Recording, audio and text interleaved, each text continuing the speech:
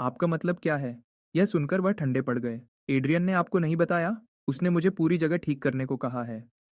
पूरे घर में नया फर्नीचर। रे का दिमाग लगभग शॉर्ट सर्किट हो गया। पूरे अपार्टमेंट के लिए नया फर्नीचर, उसका कितना खर्चा आएगा? हेलेन ने रे का हाथ पकड़ा, उसे चुप रहने का इशारा किया। ये हो चुका है, सिएना का समय बर्बाद मत करो। उसने जल्दी से अपना एप्रन खोला और उसे साइड टेबल पर रख दिया। हेलेन ने सिएना को गर्मी से मुस्कुराया। अभी के लिए पुराना फर्नीचर नीचे ही छोड़ दो, आपको उसे हटाने की जरूरत नहीं है। हमारे पास एक ट्रक है जो उसे ले जा सकता है, बहुत आसान है। वरना आपको उसे बाहर निकालने के लिए अलग से लोग बुलाने पड़ते। सिएना आमतौर पर तेज बोलती थी और बिना किसी झिझक के काम करती थी, ऐसी इंसान जो एक बार फैसला कर लेती थी तो उसे दोबारा नहीं देखती थी। हेलेन ने अपने हाथ मले। मैं पहले मेन बेडरूम साफ करती हूँ, उसमें ज्यादा कुछ नहीं है, जल्दी हो जाएगा। सिएना मुड़ी और अपने पीछे खड़े लोगों को बुलाया। तुम तीन फर्नीचर नीचे ग्राउंड फ्लोर पर ले जाओ। तुम दो वॉलपेपर उतारो। रे और हेलेन कमरों से अपना सामान हटाने लगे। सिएना काम पर नजर रख रही थी। उन किनारों को ठीक से मिलाओ। क्या देख रहे हो? इतना बड़ा गैप क्यों है? क्या तुमने नहीं देखा कि दीवार टूट रही थी? चिपकाने से पहले उसे साफ करते हो या वहां बगीचा लगाने का प्लान है? खिड़की के किनारों को ध्यान से संभालो। अगर टेढ़ा लगा तो सब उतार दो और फिर से शुरू करो। हर मजदूर जिसने उसकी बात सुनी, उनके हाथों के बाल खड़े हो गए और उनके हाथ बिना कहे तेज चलने लगे। सिएना की बहुत ज्यादा डिमांडिंग होने की रेपुटेशन बिल्कुल सही थी। रेनोवेशन पूरे जोरों पर थी। रे कभी कभी मदद करने के लिए आ जाता था। हेलेन किचन में वापस चली गई और राइस बॉल्स पर काम करती रही। हेलेन ने एक कप चाय डाली और उसे ले आई। मिस सिएना, थोड़ा आराम कर लीजिए और चाय पी लीजिए। सिएना किसी पर गुस्सा कर रही थी, उसके हाथ कमर पर थे। हेलेन की आवाज सुनते ही उसका गुस्सा तुरंत शांत हो गया। वह मुड़ी और दोनों हाथों से कप लिया। शुक्रिया। सच में इतना फॉर्मल होने की जरूरत नहीं है। एड्रियन और मैं बहुत पुराने दोस्त हैं। बस मुझे लिटिल सू बुलाओ। हेलेन ने सोचा कि वह उतनी मुश्किल नहीं थी जितना सोचा था, बल्कि काफी पोलाइट थी। मैं एक स्टॉल पर राइस बॉल्स बेचने का प्लान कर रही हूँ। आज मैं एक बैच टेस्ट कर रही हूँ और मैंने लंच नहीं बनाया है। अगर आपको भूख लगी है तो क्या आप कुछ ट्राई करना चाहेंगी? सिएना ने अदब पर एक सेकंड भी बर्बाद नहीं किया। सच में मुझे थोड़ी भूख लगी है। हेलेन के चेहरे पर मुस्कुराहट आ गई। उसने क्रू की तरफ देखा। क्या हम उन्हें भी ब्रेक लेने दें? वे बहुत सारे हैं। क्या आपको यकीन है कि ज्यादा परेशानी नहीं होगी? बिल्कुल नहीं। मैं तो चाहती हूँ कि और लोग मुझे फीडबैक दें। क्योंकि हेलेन ने ऐसे कहा था, सिएना ने सबको रुकने और खाने के लिए बुलाया, फिर काम पर वापस लगने से पहले। हेलेन किचन में गई और राइस बॉल्स बाहर ले आई। कई अलग अलग फ्लेवर्स, हर एक को आधा काटा गया था, ताकि सब थोड़ा सा छक सकें और अपनी राय बता सकें। सिएना ने अभी तक एक बाइट भी नहीं ली थी, लेकिन जैसे ही उसने फिलिंग देखी, वह पहले ही तारीफों से भर गई। ज्यादातर राइस बॉल्स में फ्रोजन इंग्रेडिएंट्स इस्तेमाल होते हैं। ऐसे ताजे इंग्रेडिएंट्स इस्तेमाल करने वाला कोई मुश्किल से मिलता है।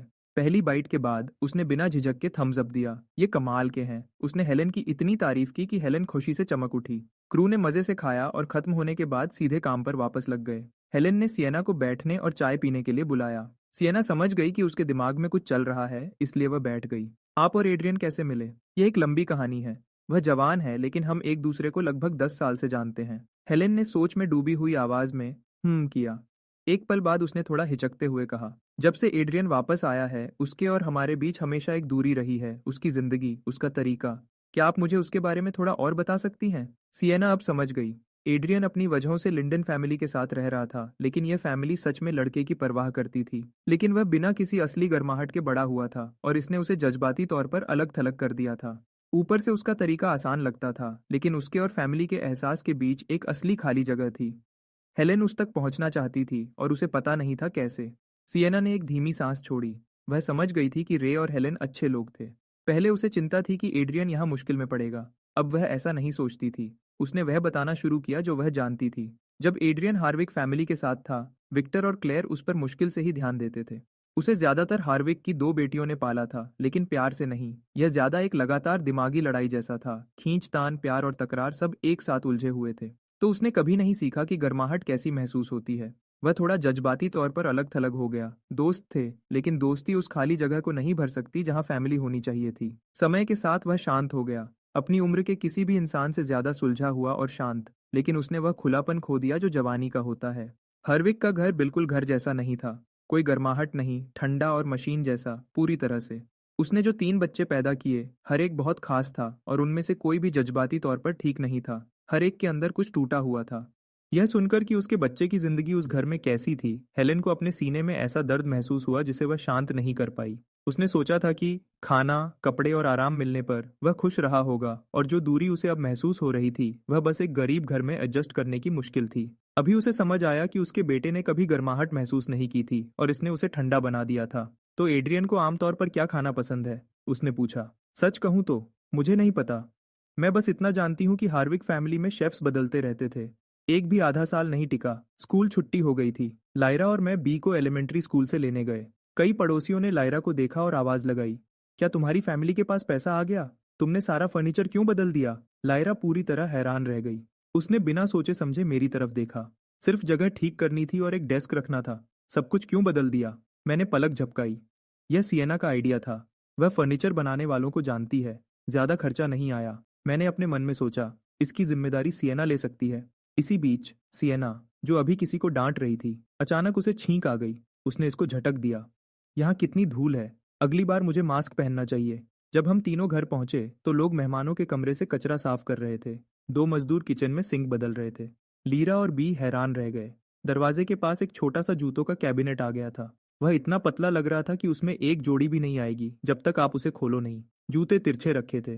दरवाजा बंद करते ही तिरछापन बढ़ जाता था, जिससे हर सेंटीमीटर का पूरा फायदा उठाया जाता था। छोटा होने के बावजूद उसमें पूरे परिवार के जूते आ गए। अब बिस्तर के नीचे इकट्ठे नहीं करने पड़ेंगे। फटी हुई दीवारों पर नया वॉलपेपर लगा था। पुराने सोफा की जगह दाग न लगने वाला सोफा आ गया था। उसके साथ एक नई कांच की कॉफी टेबल थी। छोटी सी कोने वाली टेबल वहीं थी, अपना गुलदस्ता लिए हुए। अब उसमें ताजे कार्नेशंस थे। लिविंग रूम की खिड़की पर, जहां पहले पर्दे थे, अब साफ सफेद ब्लाइंड्स लगे थे, जो सादे और चमकदार थे। धूप में कमरे के गर्म रंग एक अलग दुनिया जैसा लग रहा था। सिएना मेहमानों के कमरे से बाहर निकली। मुझे देखते ही उसका चेहरा चमक उठा और उसने मुझे अपनी तरफ खींच लिया। गर्व से चमक रही थी। आओ देखो हमने मेहमानों के कमरे का क्या किया। तुम्हें यह बहुत पसंद आएगा। लीरा और बी भी पीछे पीछे आए, यह देखने के लिए उत्सुक थे कि उनका कमरा कैसा बन गया था। जैसे ही उन्होंने देखा, उनकी आंखें बाहर निकलने वाली थीं। पूरा कमरा ताजे समुद्री नीले रंग में बना हुआ था। अंदर का फर्श लकड़ी के तख्तों से ऊंचा कर दिया गया था, जिससे टटामी स्टाइल का स्टोरेज प्लेटफॉर्म बन गया था। अलमारी हटाने के बाद जगह काफी बड़ी लग रही थी। बंक बेड वहीं था। एक गद्दा सीधा ऊंचे प्लेटफॉर्म पर रखा था। उसके बगल में एक सही सीढ़ियों वाली सीढ़ी ऊपर वाले बंक तक जाती थी, जो पुरानी सीढ़ी वाली सीढ़ी से कहीं ज्यादा सुरक्षित थी। हर सीढ़ी के नीचे एक ड्रॉर छुपा था, जो किताबों और छोटी मोटी चीजों के लिए बिल्कुल सही था। दूसरी तरफ एक कोने में डेस्क बनाया गया था, जिसका एक हिस्सा हर बहन के लिए था और दोनों के लिए काफी जगह थी। एक छोटा सा तंग कमरा खुले और खूबसूरत कमरे में बदल गया था और एक भी जरूरी काम की जगह कम नहीं हुई थी। बिल्कुल वैसी ही मशहूर इंटीरियर डिजाइनर जैसी वह थी। यह ड्रॉर बाहर निकाला जा सकता है और किताबों की अलमारी की तरह इस्तेमाल किया जा सकता है, सीएन ने समझाया। उसने सीढ़ियों के नीचे से एक बाहर निकाला दिखाने के लिए। किताबें नीचे की जगह में सीधी खड़ी हो सकती थीं। उसने ऊंचे प्लेटफॉर्म पर थपथपाया और बी की तरफ देखा। तुम्हारे भाई ने बताया कि तुम्हें ड्राइंग करना पसंद है। इस सरफेस पर दागा नहीं लगते। यहाँ बैठो और जितनी चाहो ड्राइंग करो। गंदगी करने की चिंता मत करना। बी की आंखें चमक उठीं जैसे उसमें सितारे थे। उसने सांस रोके हुए उनका शुक्रिया किया। शुक्रिया सिएना। शुक्रिया एड्रियन। अब मेरी अपनी जगह है। मैं जितनी चाहूँ ड्राइंग कर सकती हूँ। उस चमकती हुई मुस्कुराहट को देखकर सिएना को गर्व की ऐसी लहर महसूस हुई जिसकी उसने उम्मीद नहीं की थी। उसने बी के बाल सहलाए, पूरी तरह से संतुष्ट थी। सिएना मेरी तरफ झुकी। मेरी डिजाइन फी को छोड़कर सिर्फ सामान का खर्चा 50,000 से ज्यादा हो गया। अगर मैं सबसे मोल भाव नहीं करती तो 20,000 में तो कुछ भी नहीं होता।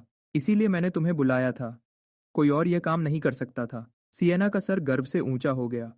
अगर तुम्हारा बजट इतना कम नहीं होता तो मैं फर्श की टाइलें भी निकाल देती और दीवारों को भी दोबारा बनाती। मैं उसकी तरफ मुड़ा। जब तुम फ्री होगी तो मैं तुम्हें डिनर पर ले जाऊंगा और मूनलाइट एडिशन सीरीज अभी अभी लॉन्च हुई है। मैंने उसकी उम्मीद भरी आंखों में देखा। मैंने सर हिलाया। मैं तुम्हें 2-3 दिन में भेज दूंगा। मैंने अपनी आंखें आधे बंद कर लीं, कमरे की गर्माहट को महसूस करते हुए। जब आखिरी काम हो गया तो सिएना ने अपना सामान समेटा और अपनी टीम के साथ चली गई। रे और हेलेन ने उसे डिनर के लिए रोकने की कोशिश की थी, लेकिन जब आखिरी बाहर वाला चला गया तो परिवार डिनर में क्या खाना है यह सोचने लगा। पूरा दिन काम चलने की वजह से न रे और न हेलेन को खाना बनाने का टाइम मिला था। आज रात हम बच्चों को बाहर अच्छा खाना खिलाने ले जाएंगे। हेलेन ने मेरा हाथ पकड़ा और उसे धीरे से अपने दोनों हाथों में पकड़ लिया। उसने धीरे से पूछा, क्या तुम्हें हॉट पॉट पसंद है शाओचेन? मुझे ऐसे फिजिकल कांटेक्ट की आदत नहीं थी, खासकर उन लोगों के साथ जिनसे मैं अभी करीब नहीं था। मैंने अपना हाथ हटाने के बारे में सोचा, लेकिन नहीं हटाया। मैंने उसके सवाल का जवाब अपने सवाल से दिया। तुमने ऐसा क्यों पूछा? मैंने सिर्फ एक बार हॉट पॉट खाया था, 2 साल पहले। एक हॉट पॉट रेस्टोरेंट में एक पार्टी थी जहां मैंने स्टेक खाया था। खाना सच में काफी अच्छा था, लेकिन कीमत आम लोगों की पहुंच से बाहर थी। अमीर लोग हॉट पॉट के लिए बाहर कम ही जाते हैं, इसलिए वह 2 महीने बाद बंद हो गया। तब से मैंने नहीं खाया था। लीरा ने सुझाव दिया। तो चलो हॉट पॉट खाने चलते हैं, कोने वाली जगह बहुत अच्छी है, ताजे सामान मिलते हैं। उसने हमारे लिए पूरी जगह दोबारा बनाई है, हमें उसे ट्रीट देनी चाहिए। फैसला तुरंत हो गया। सब लोग तैयार हो जाओ, हम बाहर जा रहे हैं। हम पांचों रेस्टोरेंट तक पैदल गए। हेलेन ने पूरे रास्ते मेरा हाथ पकड़े रखा, छोड़ने का कोई इशारा नहीं दिखाया। मैं देखता रहा कि वह आमतौर से ज्यादा प्यार दिखा रही थी। शायद माँ और उसके असली बेटे के बीच ऐसा ही होता है। हमें रेस्टोरेंट में एक बड़ी टेबल मिली। जैसे ही हम बैठ गए, रे ने मुझे मेन्यू दिया और कहा कि जो पसंद हो वह ऑर्डर कर दो। मैंने सीधा लायरा को दे दिया। तुम ऑर्डर करो, मैं खाने का काम संभालूंगा। सब लोग हंस पड़े। लीरा मेन्यू देखने लगी। डिनर के बाद रे और हेलेन बीए को घर ले गए आराम करने के लिए। शाम की सड़कें नियॉन लाइट्स और दुकानों की रोशनी से चमक रही थीं। दुकानदार अपनी चीजें बेचने के लिए आवाज लगा रहे थे। लियर और मैं साथ में घर जा रहे थे। मैंने एक बात उठाई जो मैं सोच रहा था। तुम अभी भी हाई स्कूल के आखिरी साल में क्यों हो? हार्विक फैमिली ने जो फाइल्स दी थीं, उनमें लिखा था कि तुम्हें इस साल यूनिवर्सिटी शुरू करनी चाहिए थी, लेकिन तुमने कभी अप्लाई नहीं किया। तुमने साल दोबारा पढ़ा। लिंडन फैमिली की पैसे की हालत को देखते हुए, हालत चाहे जो भी हो, समझदारी वाली बात यह होती कि यूनिवर्सिटी जल्दी से जल्दी खत्म करते, न कि रिश्तों का फायदा उठाकर साल दोबारा पढ़ते। सवाल सुनकर लायरा की नजर नीचे हो गई। उसके मुंह से एक छोटी सी, खुद पर हंसने वाली हंसी निकली। तुम्हें आज नहीं तो कल पता चल ही जाता, छुपाने का कोई फायदा नहीं। क्या तुम्हें पता है कि लिंडन फैमिली दिवालिया क्यों हो गई? मैंने अपना सर हिलाया। क्या यह दिवालिया होने से जुड़ा है? लायरा ने हाथ बढ़ाकर मेरे बाल सहलाए। जब नोरा रेस्टोरेंट में काम कर रही थी, तब कोई हमारे परिवार के पीछे पड़ गया और उसी वजह से हम बर्बाद हो गए। उस वक्त लिंडन फैमिली काफी अच्छी हालत में थी, लेकिन हमने सिर्फ 10 साल से ही सब कुछ बनाना शुरू किया था। हम उन परिवारों का मुकाबला नहीं कर सकते थे जो कई पीढ़ियों से इस काम में थे। नोरा ने परिवार को कुछ नहीं से बढ़ते हुए देखा था। उसने कभी इसको हल्के में नहीं लिया या ऐसे बिहेव नहीं किया जैसे सब कुछ उसे अपने आप मिल जाएगा। उसने खुद को बेहतर बनाने का फैसला किया। वह ऐसी बनना चाहती थी जो अपने पैरों पर खड़ी हो सके, बिना परिवार के सहारे के भी असली कीमत बनाए और आखिर में बिजनेस को और आगे बढ़ाने में मदद करे। तो हाई स्कूल से ही हर लंबी छुट्टी में वो कोर्सेज में एडमिशन लेती थी या पार्ट टाइम नौकरी करती थी अपने खर्च के लिए पैसे कमाने के लिए। और एक दिन अनजाने में उसने किसी ऐसे को नाराज कर दिया जिसे नहीं करना चाहिए था। ट्रॉय हमेशा नोरा को दिवालिया होने का इल्जाम देता था, कहता था यह उसकी गलती थी कि वह हमेशा बाहर जाती थी और चीजों में शामिल होती थी। नोरा को बहुत अफसोस था इस बात का, और ट्रॉय ने उसे कभी भूलने नहीं दिया, हमेशा उसे बुरे शब्दों से ताना देता रहता था। लीरा ने धीरे से सांस छोड़ी। उसके चेहरे पर कुछ भारी सा ठहर गया। फिर उसका गुस्सा और बढ़ता गया। एक बार उसने नोरा पर हाथ उठाया। मैं उसे बचाने के लिए बीच में आ गया। ट्रॉय ने मुझे धक्का दिया और मेरा सर अलमारी से टकरा गया।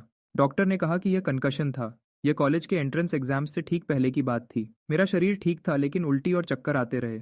मैं एग्जाम्स में जैसा करना चाहिए था वैसा नहीं कर पाया। मेरे माँ बाप और टीचर्स ने मुझे साल दोबारा पढ़ने की सलाह दी। मैंने अपने होंठ भींच लिए।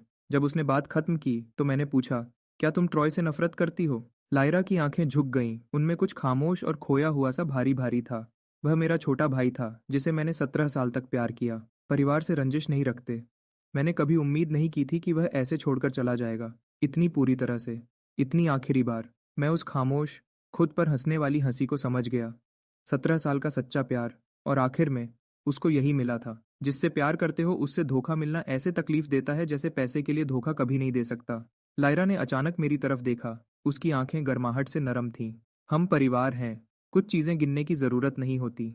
हम तुम्हारी परवाह करते हैं, लायरा ने आगे कहा, और हम हिसाब नहीं रख रहे हैं, सिर्फ इसलिए क्योंकि तुम हमारे परिवार हो। हम बस उम्मीद करते हैं कि किसी दिन तुम भी हमें पूरी तरह से वैसा ही देखोगे। अपने कमरे में वापस आकर मैंने दीवार के सबसे करीब वाला बिस्तर लिया।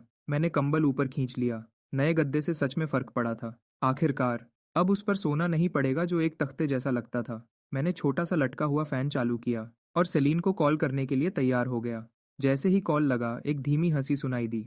यंग मास्टर को क्या चाहिए? मुझे यह मत बताना कि तुमने सच में मुझे याद किया। बस बोर हो रहा था, मैंने कहा। शायद बचपन में ज्यादा प्यार नहीं मिला था, इसलिए मैं कभी मुझे तुम्हारी याद आती है जैसी बातें बोल नहीं पाया। जज्बात दिखाना मेरे लिए आसान नहीं था। जब कोई ज़रूरी काम होता तो मैं सीधे बोल देता था, और जब मैं उसे सिर्फ बात करने के लिए फ़ोन करता था तो वह भी एक तरह से कहना ही था। सेलीन हंसी। उसकी आंखों में चमक आ गई। तो ये 5 सेंट वाली बात है या $5 वाली? अब तुम मुझसे पैसे ले रही हो? मैं चला। तुमने मुझे फ़ोन किया, इसका मतलब मैं पहले ही जीत रही हूँ। मैं अपनी हंसी रोक नहीं पाया। तो मुझे घंटे के हिसाब से पैसे लेने चाहिए, एक सेशन के $5। दोस्तों और फैमिली के लिए कोई डिस्काउंट नहीं। सेलीन ने घड़ी देखी। 2 घंटे के 500। डील? मैं इतना जोर से हंसा कि मेरे सीने में दर्द होने लगा। तुम बिजनेस के लिए ही बनी हो। अब असली काम की बात करते हैं। सारे पेपर साइन हो गए हैं। वह कल नोटरी के पास जाएंगे। 2 से 3 दिन में सब ठीक हो जाएगा। सेलिन ने अपना काम साइड में रखा और कुर्सी पर पीछे होकर बात करने लगी। मैंने बस किया, जैसे मेरा ध्यान कहीं और था। फिर उसे शाम के बारे में बताया। सेलिन को पूरी लिंडन फैमिली बहुत मजेदार लगी। क्या तुम डरे हुए हो? यह सवाल कम और एक बात ज्यादा लगी, जैसे वह मेरे जज्बात मुझसे ज्यादा समझती थी। तुम फैमिली के प्यार से डरते हो। मैंने पीछे मुड़कर सोचा। एक वक़्त था जब मैं यह चाहता था, इसकी बहुत इच्छा थी। लेकिन विक्टर और क्लेयर का ध्यान हमेशा बेटियों पर रहता था। उनकी पढ़ाई ही ज़रूरी थी। मैं हमेशा अकेला रह जाता था। हार्विक के घर में हर चीज़ सबसे अच्छी थी, लेकिन मैं चाहता था कि लोग मुझे देखें। मैंने हर एग्ज़ाम में टॉप करने के लिए बहुत मेहनत की। उन्होंने जो भी ट्रेनिंग क्लास रखी, मैं उसमें गया। ये सब सिर्फ़ इसलिए ताकि वह मेरे बारे में कुछ अच्छा बोलें। मेरी उम्मीद कभी पूरी नहीं हुई। जब मैं 8 साल का था, तब मुझे समझ आया कि बहनें बिज़नेस क्यों सीख रही थीं और मैं एटिकेट क्यों सीख रहा था। वह फाइनेंशियल रिपोर्ट्स पढ़ती थीं। मुझे विदेशी भाषा के भाषण याद करने के लिए दिए जाते थे। बिजनेस की जानकारी मेरे लिए कभी ज़रूरी नहीं थी, क्योंकि मैं एक सौदे की चीज़ था। मेरा काम था अच्छा बिहेव करना, सही दिखना और जब ज़रूरत हो तो किसी भी डील में बदल दिया जाना। उसके बाद मैंने फैमिली से कुछ भी उम्मीद करना छोड़ दिया। और जब लिंडन फैमिली ने मुझे अच्छा बिहेव किया, जब मैं उनकी चाल ढूंढ रहा था, किसी बुरी बात का इंतजार कर रहा था, तो वह बस मैं उस चीज़ से भाग रहा था जिसका सामना करना मुझे नहीं आता था। मेरी तरफ से लंबी खामोशी के बाद सेलिन बोली, कुछ चीजें समझने की जरूरत नहीं होती। तुम्हें प्यार को अपनाने का पूरा हक है और तुम में इतनी ताकत है कि तुम हर मुश्किल का सामना कर सको। डरने की कोई बात नहीं है। सेलिन ने मुझ में कुछ देखा। 2 साल पहले मुझे पता चला कि लिंडन फैमिली दिवालिया हो गई थी और उसी वक्त यह भी पता चला कि मैं हार्विक फैमिली का था ही नहीं। जब मैंने सेलिन को बताया तो मैंने जानबूझकर अपना नाम मिटाना शुरू कर दिया और उस शख्स से दूर होने लगा जो मुझे बताया गया था कि मैं हूँ। सेलिन ने बिना सोचे समझे कहा, तुम कोई भी नाम रखो, कुछ भी हो जाए, मैं यहीं रहूंगी। वह ही वजह थी कि हार्विक फैमिली छोड़ना मुझे अकेला महसूस नहीं हुआ। फोन पर उसकी आवाज धीमी और पक्की थी। एड्रियन, बस आगे बढ़ते रहो। मैं हमेशा तुम्हारे पीछे रहूंगी। तुम मेरा ट्रम्प कार्ड हो, भले ही मुझे तुम पर सब कुछ दांव पर लगाना पड़े। मैं धीरे से गहरा मुस्कुराया। अगले दिन शायद वार्निंग का असर हो गया था। ट्रॉय क्लास में कुछ देर तक चुपचाप रहा। जल्दी ही होमकमिंग बैंकेट आ गया। एवा ने रिको को वहां देखा और वह साफ तौर पर हैरान थी। तुम यहाँ क्या कर रहे हो? क्या तुम एड्रियन के साइड पर नहीं हो? क्या तुम यहाँ जासूसी करने आए हो? रिको, जो हमेशा अपनी वफादारी साबित करता था, बस बोला, मैं तो बस ऐसे ही गुजर रहा था। फिर उसने एवा के सवाल का जवाब दिया। हर्विक की दोनों बेटियां वापस आ गई हैं। मुझे एड्रियन के लिए इसकी लाइव स्ट्रीम करनी है। उसने अपना फोन निकाला। उसकी खुशी छिपाई नहीं छिप रही थी। अपने दोस्त के लिए हर पल रिकॉर्ड करने के लिए तैयार था। क्विन अंदर आई और उसने पूरे कमरे पर नजर डाली। उसका चेहरा सादा और इरादे वाला था। वह कमरे में आगे बढ़ी, कुछ कहने ही वाली थी। जब हॉल के स्पीकर्स चलने लगे, स्टेज के माइक्रोफोन से विक्टर की आवाज पूरे कमरे में भर गई। सबने उधर देखा। ट्रॉय सफेद सूट में खड़ा था। एक लाडले बेटे की आसान लाडली शान उसके चेहरे पर थी। रिको ने तुरंत एड्रियन को वीडियो कॉल किया, अपनी आवाज धीमी करते हुए। शो शुरू होने वाला है। जैसे ही बैंकेट शुरू हुआ, उसने पूरे कमरे को रिकॉर्ड करने के लिए कैमरा को घुमाया। अंदाजा लगाओ तुम्हारी गुस्से वाली बहन इसमें क्या करेगी। जो भी होगा, अच्छा नहीं होगा। मैं अपनी डेस्क पर बैठा था। लैंप की रोशनी मेरे चेहरे पर पड़ रही थी और मेरी आंखों में एक शांत चमक थी। मेरे होंठों पर हल्की सी मुस्कान थी। मैं तुम पर छोड़ता हूँ। मैं खाना खाने जा रहा हूँ। अगर कुछ अच्छा हो तो उसे रिकॉर्ड करके भेज देना। समझो, हो गया। रिको ने कैमरा को ओके का इशारा किया। उसने कॉल काट दी, कैमरा पर स्विच किया और रिकॉर्ड करना शुरू कर दिया। वह इसका एक भी पल छोड़ना नहीं चाहता था। विक्टर ने स्टेज से अपनी शुरुआती बातें कहीं। क्लेयर उसके बगल में खड़ी थी। उसके चेहरे के भाव बिल्कुल सही थे, जैसे वह अपने प्यारे बेटे से मिलने वाले समर्पित माँ बाप की तस्वीर दिखा रही हो। जब विक्टर ने अपनी बात खत्म की, उसने माइक्रोफोन ट्रॉय को दिया और उसे कुछ कहने के लिए बुलाया। मैं ट्रॉय हूँ। जब मुझे पता चला कि जिन माँ बाप ने मुझे सालों तक पाला, वह मेरे असली माँ बाप नहीं थे, तो मैं भी हैरान था। उसने एक भावुक भाषण देना शुरू किया। एक अच्छा फॉर्मल स्क्रिप्ट जो पक्का किसी और ने लिखा था और उसने याद किया हुआ था। रिको ने नफरत से अपने होंठ सिकोड़े। उसने अपनी आंखें घुमाई। क्विन ट्रॉय की बात बिल्कुल नहीं सुन रही थी। कमरे में शायद ही किसी को उन 17 सालों की या वह कैसे मिला था इसकी परवाह थी। लोग यहाँ इसलिए थे क्योंकि यह हार्विक का इवेंट था। बिजनेस के रिश्ते जरूरी थे। हार्विक कैपिटल सर्कल में सबसे ऊपर थे। तुम वहां दिखे। बस ऐसे ही काम होता था। रिको अपना फोन ऊपर उठाकर रिकॉर्ड कर रहा था। जब भी उसका हाथ थक जाता, वह हाथ बदल लेता था। क्विन रिको के पास आई। उसने उसके कान के पास अपनी आवाज धीमी की। थोड़ी देर के लिए मुझे पकड़ा दो। रिको ने बिना सोचे उसकी तरफ देखा और अचानक उसे समझ आया कि वह कितनी पास थी। उसने अपना सर वापस आगे किया और फोन उसे दे दिया। उनकी सगाई हो चुकी थी, लेकिन दोनों अभी अभी बड़े हुए थे। यह अरेंजमेंट बचपन में ही तय हो गया था। फैमिलीज के बीच एक बिजनेस का रिश्ता, वह हमेशा एक दूसरे को भाई बहन की तरह देखते थे। इसमें कभी कोई रोमांटिक बात नहीं थी। कम से कम रिको तो ऐसे ही सोचता था। क्विन ने उसे देखा, उसने अपने होंठ दबाए और थोड़ा साइड में हो गई। उसके होंठों पर हल्की सी मुस्कान आई। कमरे में सबसे टफ इंसान का भी एक शर्मीला पहलू होता है। ट्रॉय ने अभी अपने भाषण की कुछ ही लाइनें बोली थीं जब ठीक उसी वक्त जब क्विन ने फोन लिया, बाहर से एक इंजन की तेज आवाज आई। बैंकेट हॉल ग्राउंड फ्लोर पर था, लेकिन वह होटल के बहुत अंदर था। कोई भी गाड़ी की आवाज उन तक नहीं पहुंचनी चाहिए थी। ट्रॉय का भाषण उसके होंठों पर ही रुक गया। सब लोग हैरान होकर मुख्य दरवाजे की तरफ घूम गए। एक तेज धमाके के साथ एक काली अपोलो सुपरकार दरवाजे तोड़कर अंदर घुस गई। पूरे कमरे में चीखें निकल गईं जब मेहमान रास्ते से हटने लगे। पेस्ट्रीज और शैंपेन से भरी लंबी टेबल टकरा गई। बोतलें जमीन पर गिरकर टूट गईं। पूरा कमरा अफरा तफरी में बदल गया। विक्टर, जो अभी अभी एक समर्पित पिता का रोल निभा रहा था, उसका चेहरा पत्थर जैसा हो गया। उसकी आंखें गाड़ी पर टिकी हुई थीं। गाड़ी हॉल के बीच में रुक गई, तेज आवाज के साथ। पैसेंजर का दरवाजा खुला और एक बॉर्डर कॉली कुत्ता बाहर कूदा। सीधा स्टेज पर ट्रॉय की तरफ भागा। ट्रॉय चीखा। वह कुत्तों से बहुत डरता था और पीछे की तरफ लड़खड़ा गया। वह फिसल गया और सर के बल गिर गया। इसे मुझसे दूर करो, दूर जाओ। उसने अपने हाथ पैर तेजी से हिलाए, लेकिन बाकी सबको साफ दिख रहा था। बॉर्डर कॉली पूरे 1 मीटर दूर रुक गया था और उसके पास बिल्कुल नहीं गया था। ड्राइवर का दरवाजा खुला। एक लंबी लड़की बाहर निकली। उसने ढीले, बड़े कपड़े पहने थे।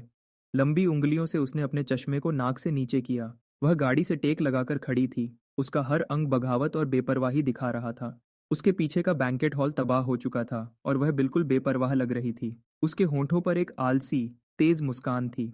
छोटे भाई, तुम्हारा यह मुंह कुछ और ही है। मैं तुम्हारे लिए एक कुत्ता लाई हूँ, वेलकम गिफ्ट के तौर पर। अगर तुम्हें नहीं चाहिए तो ठीक है, लेकिन क्या तुम्हें इतनी गंदी बात कहनी थी? इसमें कुछ भी अच्छा नहीं था। यह शुरू से आखिर तक जानबूझकर किया गया एक हमला लग रहा था। उसने बॉर्डर कॉली की तरफ उंगली घुमाई। कुत्ते ने आज्ञाकारी तरीके से चलकर आया, उसके पैरों के पास बैठ गया और अपनी पूंछ हिलाने लगा। विक्टर का चेहरा गुस्से से पीला पड़ गया था। तुम्हें यहाँ अंदर गाड़ी चलाने की इजाजत किसने दी? क्या तुम्हारा दिमाग खराब हो गया है? अपना कुत्ता लो, अपनी गाड़ी में बैठो और अभी निकलो यहाँ से। जेड ने बॉर्डर कॉली को वापस गाड़ी में उठाया और 2 बार अपनी जुबान से आवाज निकाली। इतने गुस्से में क्यों हो पिताजी? आपकी बेटी 2 साल से बाहर थी। मुझे लगता है अब जब आपका नया बेटा है तो बेटियों की कोई कद्र नहीं रही। मुझे तीसरी बार कहने पर मजबूर मत करो। विक्टर की आवाज और धीमी और सख्त हो गई। जेड ने एक लंबी सांस ली और कंधे उचकाए, गाड़ी में वापस बैठी और पीछे करके निकल गई।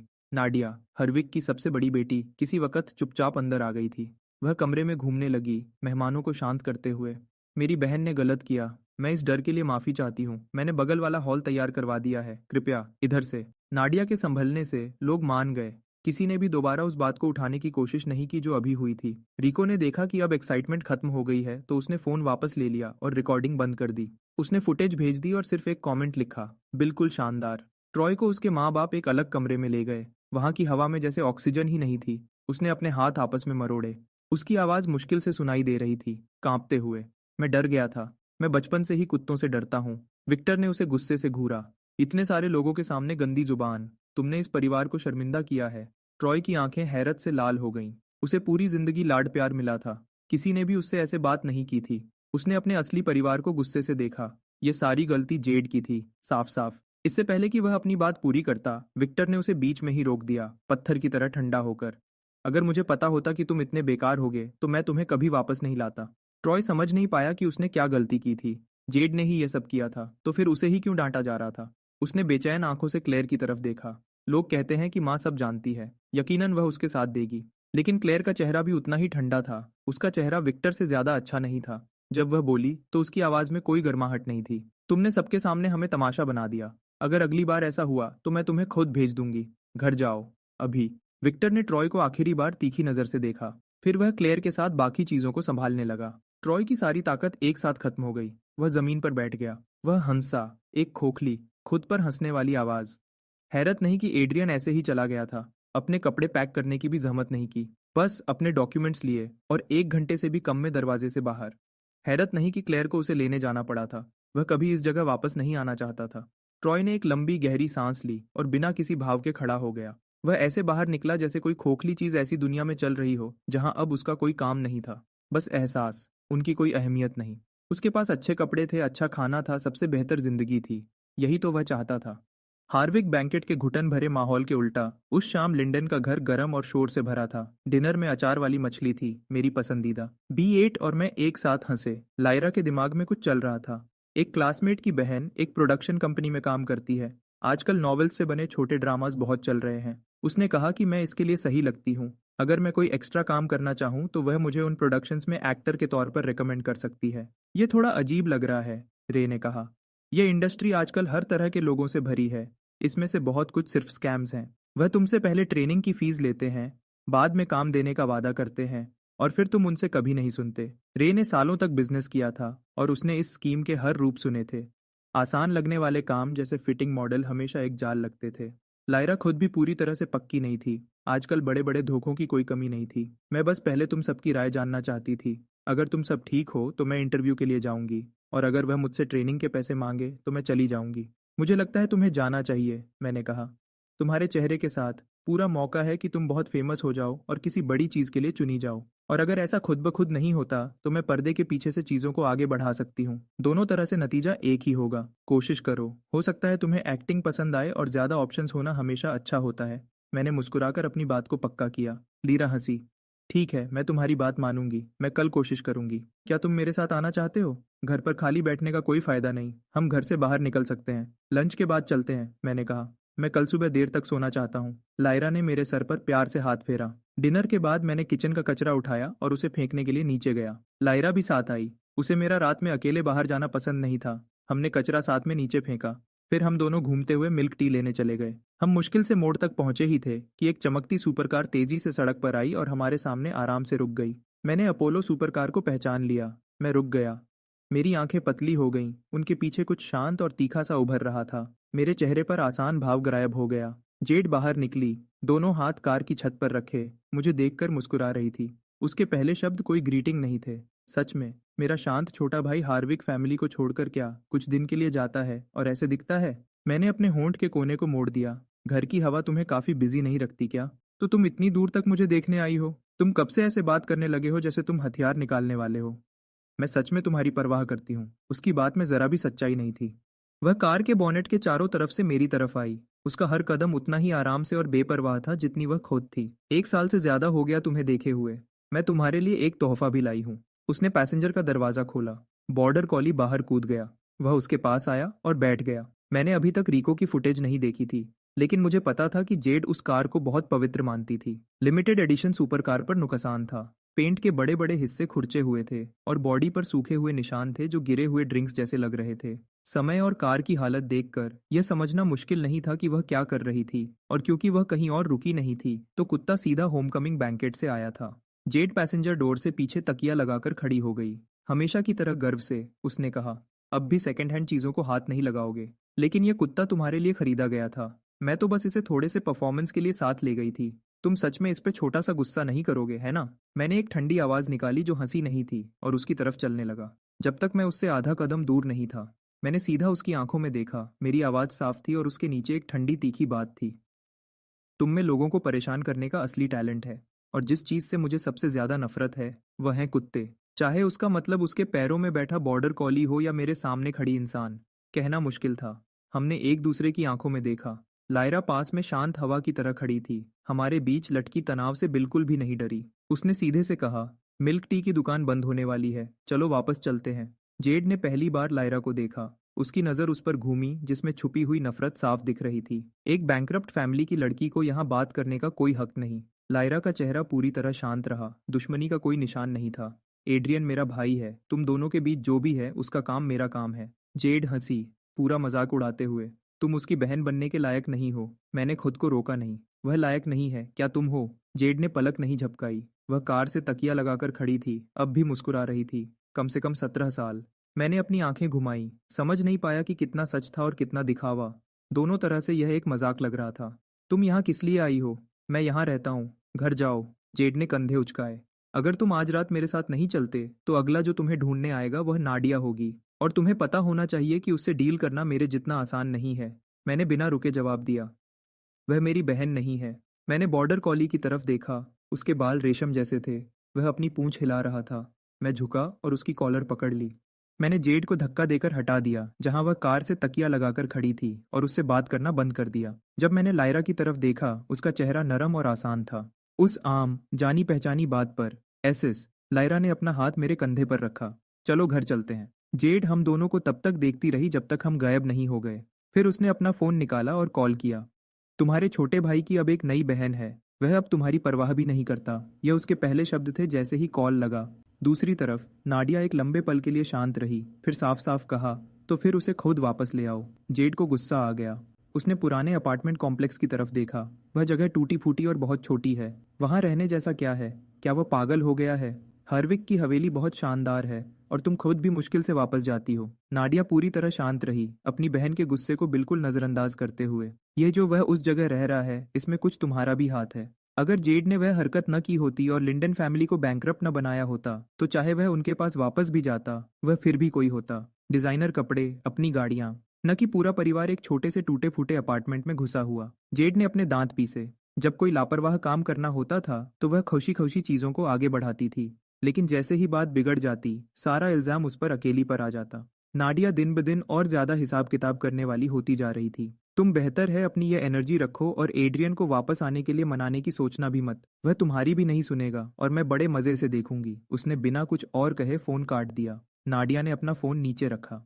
उसकी उंगलियां डेस्क की सतह पर धीरे धीरे एक ताल में थपथपा रही थीं। जब उसने सोचा कि उसके चेहरे पर कुछ नहीं दिख रहा था, बस एक शांत घुटन भरी मौजूदगी थी उस इंसान की जो चाहता था कि उसकी बात मानी जाए। डेस्क के उस पार मैनेजर ने अपना सर नीचे रखा हुआ था, इस अनप्रिडिक्टेबल बॉस से गलत बात कहने से डरता हुआ। लायरा और मैंने अपनी मिल्क टी ली और शाम की हवा में घर चल दिए। जेड मूड खराब नहीं कर पाई थी। लायरा ने मेरा चेहरा देखा। थोड़ी देर बाद उसने आमतौर पर कहा, हर्विक की दूसरी बेटी तुम्हारी बहुत परवाह करती लगती है। मैं समझ गया वह क्या कहना चाहती थी। मैंने कहा, मुझे परखने की जरूरत नहीं। मैं उसके साथ नहीं जा रहा। मैंने हार्विक फैमिली छोड़ दी है। मैं वापस नहीं जा रहा। उस पिंजरे से निकलने में बहुत मेहनत लगी। मैं इतना बेवकूफ नहीं कि वापस उसमें घुस जाऊं। जहां तक जेड की बात है कि वह सच में मेरी परवाह करती है या नहीं, शायद थोड़ी बहुत, लेकिन उस जैसी इंसान की परवाह मैं उसे सह नहीं सकता। जब मैं 5 साल का था तब भी मुझे कुछ समझ नहीं थी। मुझे फैमिली का प्यार और सुरक्षा चाहिए थी। किंडरगार्टन में बच्चे मुझे तंग करते थे तो मैं जेड के पास गया उनकी शिकायत करने। आमतौर पर तो स्कूल जाकर उन बच्चों को ठीक करना चाहिए था जो मुझे तंग कर रहे थे, लेकिन जेड मुझे टाइकोंडो ट्रेनिंग पे ले गई। उसने कहा अगर मैं मजबूत होता तो कोई मुझे हाथ नहीं लगाता। फिर उसने खुद मुझे सिखाया, एक 5 साल के नए सीखने वाले को, और उसने बिल्कुल भी रहम नहीं किया। मेरी पसलियां टूट गईं और मैं 3 महीने हॉस्पिटल में रहा। उन 3 महीनों में सिर्फ घर के नौकर ही आते थे। सेलीन स्कूल के बाद मुझसे मिलने आती थी। जिसने यह सब किया था वह कभी सामने नहीं आई जब तक मैं ठीक होकर हॉस्पिटल से छूटा। और जब मैंने आखिरकार जेड को फिर से देखा, उसे जरा भी अफसोस नहीं था। उसने सीधे मुंह कहा कि मैं बहुत कमजोर था और अगले बार किकबॉक्सिंग ट्राई करने को कहा। कौन ऐसा भाई या बहन चाहेगा? घर पर हेलेन का ठेले का प्लान अच्छे से चल रहा था। रे ने ठेले को अंदर और बाहर से साफ किया। प्लान था कि पहले घर के पास लगाएंगे जहां जानने वाले पड़ोसी सच्ची राय दे सकें, फिर प्रोडक्ट को ठीक करके मंडे को सेंट्रल हाई के पास असली लॉन्च के लिए जाएंगे। बिया ने अपनी दूध वाली चाय का कप उठाया। सबने एक साथ टकराया। माँ के बढ़ते बिजनेस के लिए। रे मुस्कुराया और कहा, छोटा चैन हमारी फैमिली का लकी स्टार है। हमारे आसपास सब कुछ बेहतर हो रहा है। जब ट्रॉय यहाँ था, हर दिन शिकायतों से भरा रहता था। पूरा घर बेजान और मशीन जैसा लगता था। सब बस काम निपटा रहे थे। जब से मैं वापस आया हूँ, मैंने ऐसे तरीकों से मदद की है जिनका मैंने सोचा भी नहीं था। एक ऐसी ताकत जो सबको आगे बढ़ाया, उन्हें सोचना सिखाया कि क्या क्या हो सकता है। घर की मरम्मत भी मेरी वजह से हुई। अब पुराने होने के निशान चले गए हैं। जिंदगी को एक नई शक्ल मिली है और सब में नई ऊर्जा है। हर कोई अपनी तरफ से इस फैमिली को बेहतर बनाने की कोशिश कर रहा है और साथ ही वह पहले से भी ज्यादा जुड़े हुए हैं। मैंने चुपचाप मुस्कुराते हुए नीचे देखा।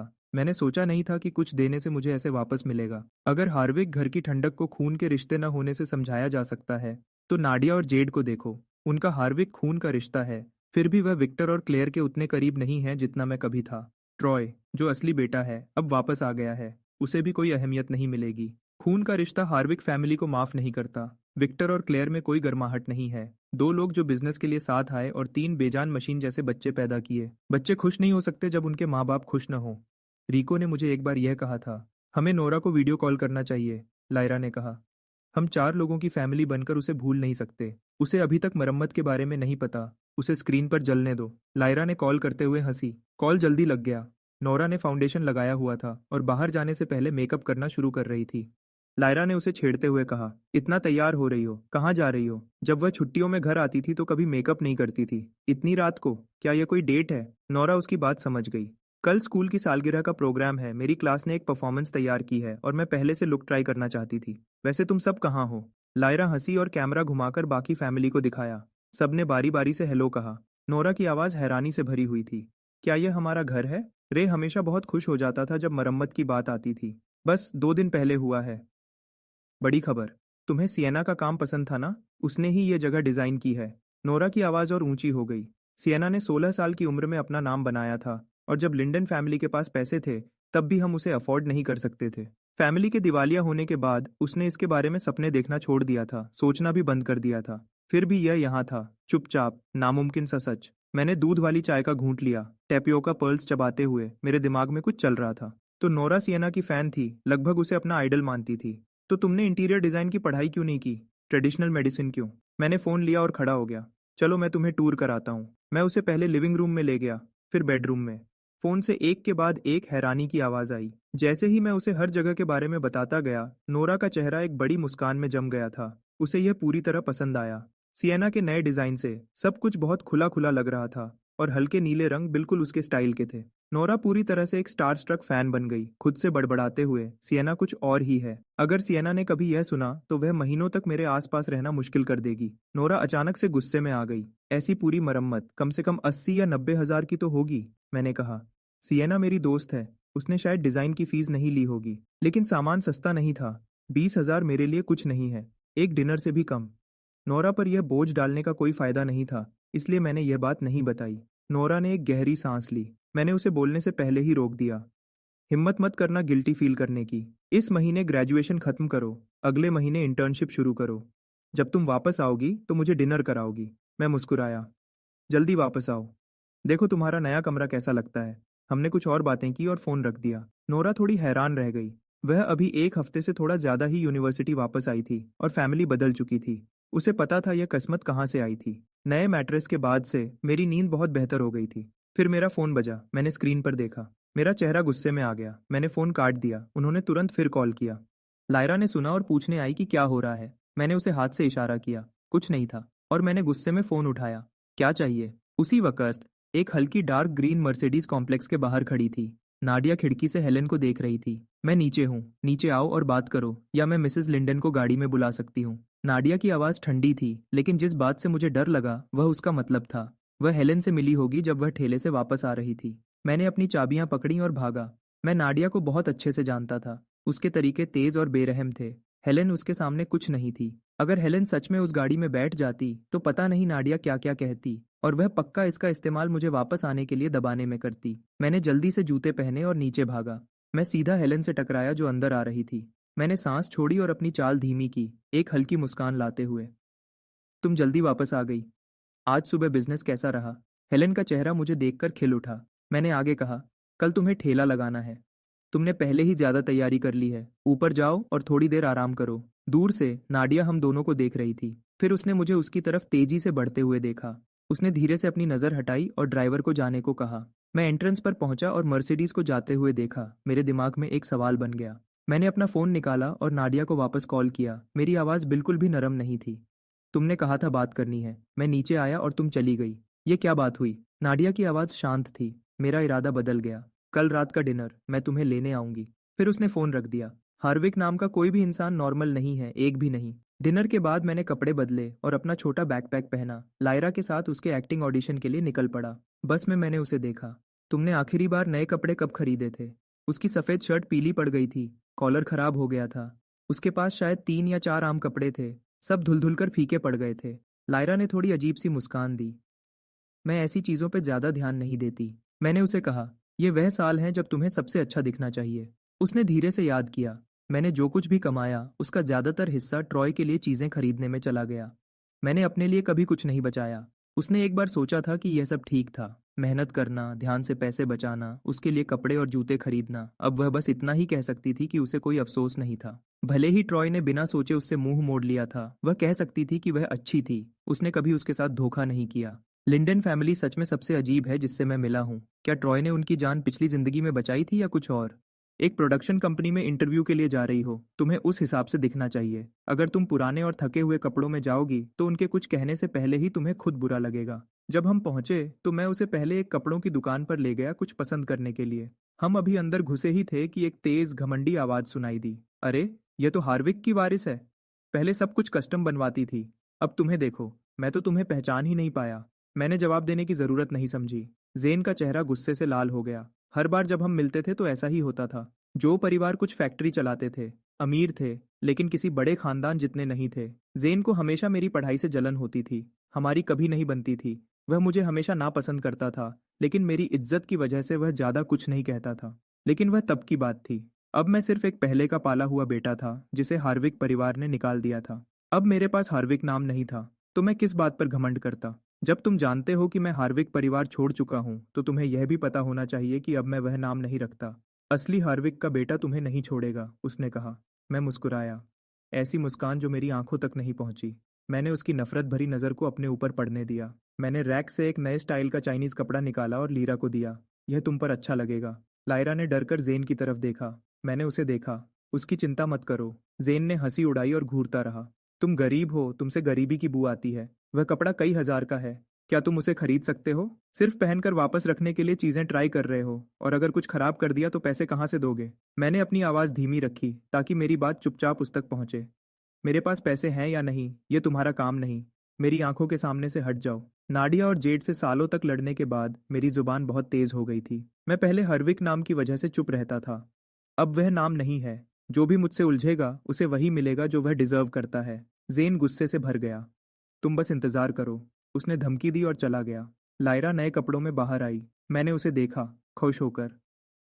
यह तुम पर बिल्कुल सही लग रहा है, जैसा मैंने सोचा था। हम प्रोडक्शन कंपनी पहुंचे। ये छोटी थी, साफ दिख रहा था कि यह ज्यादा समय से खुली नहीं थी। लीरा अंदर के निर्देशों का पालन करते हुए अपने ऑडिशन के लिए चली गई। मैं बाहर कंपनी के लोगों को घूरता रहा। मेरी आंखें थोड़ी सी छोटी हो गईं। कुछ तो था जो जाना पहचाना लग रहा था। एक रिसेप्शनिस्ट ने मुझे इंतजार करने की जगह दिखाई। उस कपड़े और उसकी खूबसूरती और मौजूदगी के साथ लायरा को शायद कुछ अच्छा मिल जाए। लगभग आधे घंटे बाद एक जानी पहचानी आवाज आई। तुम फिर से? मैंने अपना कप नीचे रखा और मुड़ा। जेन, तुम फिर से? उसकी आंखों में मजाक था कि वह प्यारा बेटा अब ऑडिशन दे रहा है। मैं कहूंगा कि तुम अभी चले जाओ जब तक जा सकते हो। मैंने अपनी ठोड़ी हाथ पर रखी और उसे सच्ची हंसी के साथ देखा। यह मेरे चाचा की कंपनी है। मेरे एक शब्द से तुम दोनों में से किसी को भी कोई रोल नहीं मिलेगा। मैंने इस बात पर सोचा। तो यह कंपनी तुम्हारे चाचा की है? जेन ने हंसी उड़ाई। अब जब तुम्हें पता चल गया है तो तुम अभी भी यहाँ क्यों हो? मुझसे खुद माफी मांगो और मैं शायद तुम्हें एक रोल दिलाने के बारे में सोचूंगा। जैसे ही उसके मुंह से यह शब्द निकले, एक लंबा आधे उम्र का आदमी ऑफिस से बाहर आया। जेन दौड़कर उसके पास गया और कहा, यह अपनी बहन को ऑडिशन के लिए लाया है। मुझे यह पसंद नहीं। मिस्टर चेन ने अपने भतीजे को बड़े प्यार से देखा। वह लड़के को अपने बेटे जैसा मानता था। जैसे ही उसने सुना कि कोई परेशानी कर रहा है, वह तेज नजर से मुड़ा, और फिर उसकी शक्ल बिल्कुल बदल गई जब उसकी नजर मुझ पर पड़ी। तुम यहाँ कैसे? जिस इज्जत से मिस्टर चेन ने मुझे बुलाया, उससे जेन की आंखें बड़ी हो गईं। मिस्टर चेन जेन को धकेल कर आगे बढ़े और तेजी से मेरी तरफ आए। क्या आपको आज मुझसे कुछ चाहिए था? मैंने शांति से पानी का घूंट लिया। बस अपनी बहन के साथ ऑडिशन के लिए आया हूँ। मिस्टर चेन मुस्कुराए। आपके पास इस कंपनी का 50% हिस्सा है। किसी को अंदर लाना दुनिया का सबसे आसान काम है। मेरी नज़र मतलब के साथ जेन की तरफ गई। अच्छा हुआ आपके भतीजे ने मुझे याद दिलाया। मैं तो भूल ही गया था कि मेरा भी इसमें हिस्सा है। तब मुझे बस वही करना होता था जो हार्विक परिवार मुझे देता था। मैं सेलिन से बचपन से ही इन्वेस्टमेंट सीख रहा था। सच कहूँ तो मुझे याद नहीं रहता था कि किन कंपनीज में मेरे शेयर्स थे। हर वह मालिक जो जानता था मुझे मेरे नाम से बुलाता था। मिस्टर चेन ने आगे कहा, आपकी बहन किस रोल के लिए ऑडिशन दे रही है? मैं उसे अभी पक्का करवा देता हूँ। मैंने जेन की तरफ देखा। मेरी बहन चीजें खुद कमाना पसंद करती है। वह दूसरों के रिश्तों पर भरोसा नहीं करती। मिस्टर चेन उस बात का मतलब समझ गए। उसने अपने भतीजे को घूरा। क्या तुम्हारी इससे कोई गलतफहमी हुई है? माफी मांगो अभी। मैं मुस्कुराया। कोई गलतफहमी नहीं, बस ये मुझे पसंद नहीं करता, और ये एक पर्सनल बात है। इसे बिजनेस के साथ मिलाना ऐसा दिखाएगा जैसे मैं अपनी पोजीशन का फायदा उठाकर बदला ले रहा हूँ। मैं ऐसा नहीं हूँ। मिस्टर चैन को थोड़ी राहत मिली। आप हमेशा बड़े दिल वाले हैं। मेरा यह भतीजा बिगड़ गया है। मैं आगे से उस पर ज्यादा नजर रखूंगा। जेन ने अपने दांत पीसे, लेकिन कुछ नहीं कहा। लगभग 12 ऑडिशन देने वाले लोग बाहर आए। लायरा भी उनमें से थी। मैंने अपनी एनर्जी तुरंत वापस ले ली। लायरा मुस्कुराई। मुझे एक छोटा रोल मिला है, ज्यादा स्क्रीन टाइम नहीं है। मुझे थे। मैंने मिस्टर चैन को जल्दी से अलविदा कहा और हम निकल पड़े। उन्होंने हम दोनों को जाते हुए देखा। मॉल में मैंने पूरे परिवार के लिए 2-2 कपड़े लिए। यह मिड ऑटम फेस्टिवल के तोहफे थे। मुझे एक बार में लगभग 10,000 खर्च करते देखकर लीरा को बेचैनी हुई। इतने पैसे मम्मी और पापा को इसे लेने में जरूर अजीब लगेगा। मैंने कहा, 1,000 का कपड़ा जो लंबे समय तक चले वह सही है। सस्ती चीजें जो एक धुलाई के बाद खराब हो जाती हैं वह बेकार हैं। मेरी सोच सीधी है, तुम्हारी वार्डरोब में ऐसे कपड़े होने चाहिए जो जरूरत पड़ने पर काम आए। सच कहूं तो कपड़ों पर कुछ हजार खर्च करना कुछ हद तक जेड को परेशान करने के लिए भी था। जब यह खबर जेड तक पहुंची तो वह पागल होने वाली थी। एड्रियन ने लीरा को शॉपिंग पर ले जाकर पूरे लिंडन परिवार के लिए नए कपड़े खरीदे हैं। 17 साल तक भाई बहन रहे और उसने मुझे कभी कुछ पहनने के लिए नहीं खरीदा, और अब वह अपनी उस बहन को शॉपिंग पर ले जा रहा है। मुझे जाकर उससे इस बारे में बात करनी होगी। जेड ने अपना फोन और कार की चाबी उठाई। मैं उसे आज वापस खींच कर लाऊंगी। नौकर उसके सामने शांति से आया, सर थोड़ा झुकाए हुए। और वहां जाकर आप क्या कर लेंगी? आपने ही लिंडन परिवार को नीचे गिराया था। वह शायद अभी भी आपसे उस बात पर गुस्सा होगा। जेड बीच रास्ते में रुक गई। उसकी आंखों में कुछ चमका, पछतावे का निशान। उसने जानबूझकर वह दिवालियापन करवाया था ताकि मैं हार्विक परिवार न छोड़ूं। कौन सोच सकता था कि लिंडन परिवार के टूटने के बाद भी मैं बिना सोचे समझे वहां से चला जाऊंगा। मुझे हार्विक परिवार पर बिल्कुल भरोसा नहीं था, जरा भी नहीं। कैपिटल सर्कल में जेड की इज्जत कुछ खास अच्छी नहीं थी। लापरवाह, बेकाबू, कभी किसी बात को सीरियस नहीं लेती थी। तो अचानक उसे इतना बड़ा काम करने की क्या जरूरत पड़ी थी?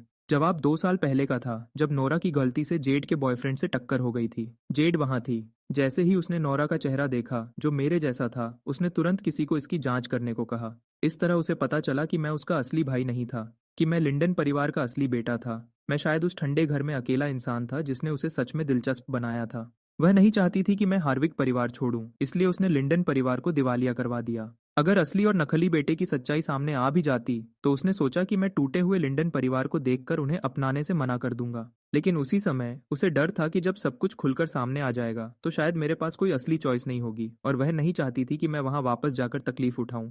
तो लिंडन परिवार के खत्म होने के बाद वह मुझे ढूंढने आई और मेरे सामने कहा, लिंडन परिवार अब गरीब हो गया है। यहीं रहो, मेरे अच्छे छोटे भाई बनो, और मैं तुम्हें पहले की तरह ही बिगाड़ती रहूंगी। उसने मुझे सच पहले ही बता दिया था ताकि इसके पब्लिक होने से पहले मुझे तैयारी करने का समय मिल जाए।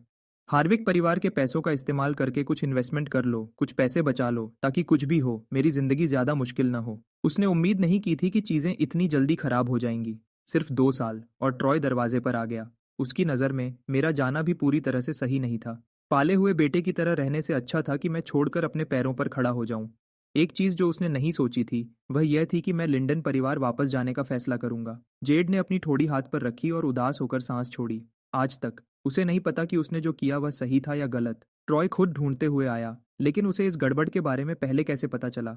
यह सवाल हाल ही में मुझे परेशान कर रहा था। मैंने सोमवार को लंच पर सेलीन से इस बारे में बात की। मुझे अपने पिछले बारे में 2 साल से पता था, इसलिए जब ट्रॉय पहली बार आया तो मैंने तुरंत नहीं सोचा कि कुछ गलत है। लेकिन पिछले कुछ दिनों में सोचने पर विक्टर और क्लेयर ने कभी मुझ पर ज्यादा ध्यान नहीं दिया। ऐसा हो ही नहीं सकता कि उन्होंने अचानक खुद ही अपने असली बेटे को ढूंढने का फैसला किया हो। और लिंडन परिवार तो पहले ही दिवालिया हो चुका था। ट्रॉय के पास उनसे कांटेक्ट करने का कोई तरीका नहीं था। तो उसे कैसे पता चला कि वह कौन है, और उसे पैटर्निटी टेस्ट कहाँ से मिला? सेलीन को भी यह अजीब लगा। जब मैं पैदा हुआ था हार्विक परिवार पहले ही सबसे ऊपर था। Private hospital, private ward. ऐसी गड़बड़ कैसे हो सकती है? किसी ने यह सब प्लान किया था, यह जानबूझकर किया गया था। ट्रॉय हाथ में पैटर्निटी टेस्ट लेकर आया। अगर वह सच में असली बेटा है तो ठीक है, लेकिन वह टेस्ट कहाँ से आया? और अगर वह नहीं है तो इसके पीछे जो भी है उसके बहुत बड़े मकसद हैं। मुझे फर्क नहीं पड़ता कि मेरे अंदर किसका खून है, और मुझे इस बात से भी फर्क नहीं पड़ता कि ट्रॉय असली है या नहीं। लेकिन अगर किसी ने यह सब प्लान किया है तो मुझे किसी और के खेल में एक मोहरे की तरह इस्तेमाल किया गया है। और मुझे अभी तक नहीं पता कि वह क्या चाहते हैं, या वह सच में किसे निशाना बना रहे हैं। मुझे यह पसंद नहीं कि मुझे बिना बताए इस्तेमाल किया जा रहा है। मैं किसी को चुपचाप इसकी जांच करने को कहूंगा। तुम ट्रॉय को समझने का मौका ढूंढो, देखो वह क्या बोलता है। सेलीन ने मुझे एक ग्लास ऑरेंज जूस दिया। वह ज्यादा परेशान नहीं लग रही थी। आखिर तब मैं बस एक बच्चा था। जो भी इसके पीछे था वह खास तौर पर मुझे निशाना नहीं बना रहे थे। अब इसका मुझसे सीधा कोई लेना देना नहीं था, तो उसके ज्यादा परेशान होने की कोई खास वजह नहीं थी। वह गलत नहीं थी, लेकिन अंधेरे से देखे जाने का एहसास ठीक नहीं लग रहा था। सच पता लगाना ही एक अकेला सुरक्षित तरीका था, और मैं सेलीन पर पूरा भरोसा करता था। सेलीन ने अपनी आंखें पतली की। तुम मुझसे ऐसे कब से बात करने लगे? 17 साल हो गए और हम अजनबियों जैसे लगने लगे हैं। मैंने उसे देखा। थोड़ा कम बोल सकती हो? सेलीन ने दुखी होने का नाटक किया। तुम पहले मुझे नाम से बुलाते थे, अब बस डायरेक्टर लू। मैंने उसकी पीठ पर हल्के से थपकी दी। वह बस हंसी और हिली नहीं। रिसर्च इंस्टीट्यूट में जेनेटिक टेस्टिंग का सामान है। जब भी मौका मिले ट्रॉय के बाल का सैंपल लेना और मैच करवाना। मैंने आगे कहा, ग्रेजुएशन के बाद मुझे बाहर भेजने की ज़रूरत नहीं है, लेकिन मैं जल्दी ग्रेजुएट होने के लिए अप्लाई कर रहा हूँ, यहीं देश में। कंपनी का सारा काम अभी मुझ पर है। तुम कब आ रही हो काम बंटाने? सेलीन हैरानी से हंसी। मैं कोई काम करने वाली घोड़ी नहीं हूँ। मैंने पैसा लगाया है, तुम काम करो। ये कैसा इंतज़ाम है? अगली सुबह जब क्लास शुरू होने वाली थी, टीचर एक किताब लेकर अंदर आए। ट्रॉय ने मेरी सीट की तरफ देखा और उसके होंठों पर हल्की सी मुस्कान आ गई। उसकी आंखों में कुछ सोचने वाला दिख रहा था। एड्रियन को लंच में कोई लेने आया था और वह अभी तक वापस नहीं आया। क्लास शुरू होने वाली है, शायद उसे कोई ज़रूरी काम था। क्या हम शुरू करें टीचर? रिको ने वह ताना सुना और अपनी आंखें घुमा लीं। सोचा था कि वह अब सुधर जाएगा और यहाँ वह मौका मिलते ही एड्रियन पर ताना मार रहा है। रिको ने अपनी आवाज़ ऊंची की। एड्रियन सेलिन के साथ एक बिजनेस मीटिंग में है, क्योंकि डायरेक्टर लू उसे खुद लेने आई थी। मुझे लगता है हम सब उसकी फिक्र करना छोड़ सकते हैं। टीचर ने समझदारी से सर हिलाया, किताब खोली और पढ़ाना शुरू कर दिया। ट्रॉय का चेहरा उतर गया। ये कैसी स्कूल है जो स्टूडेंट्स को बिना कुछ कहे क्लास छोड़ने देती है? क्रेस्टवुड बड़े घरों के वारिसों से भरा था। ज्यादातर लोग घर जाकर फैमिली बिजनेस संभालते थे, लेकिन काफी लोगों के अपने काम भी चल रहे थे। टीचर्स ने बिजनेस मीटिंग्स की वजह से होने वाली छुट्टियों पर ध्यान देना कब का छोड़ दिया था। स्कूल इस मामले में जानबूझकर ढील देता था। आखिर असल बात दुनिया का तजुर्बा लेना था। आप उसे रोक नहीं सकते थे। एक क्लास छोड़ दो, ठीक है, फाइनल्स पास कर लो और किसी को कोई फिक्र नहीं थी। ट्रॉय जो नया आया था और अभी चीजें समझ रहा था, ये सब कुछ नहीं समझा। वह बस यही सोच रहा था, मैं एड्रियन को उसकी जगह से कैसे हटाऊं। पहला कदम, सेलीन को रास्ते से हटाना।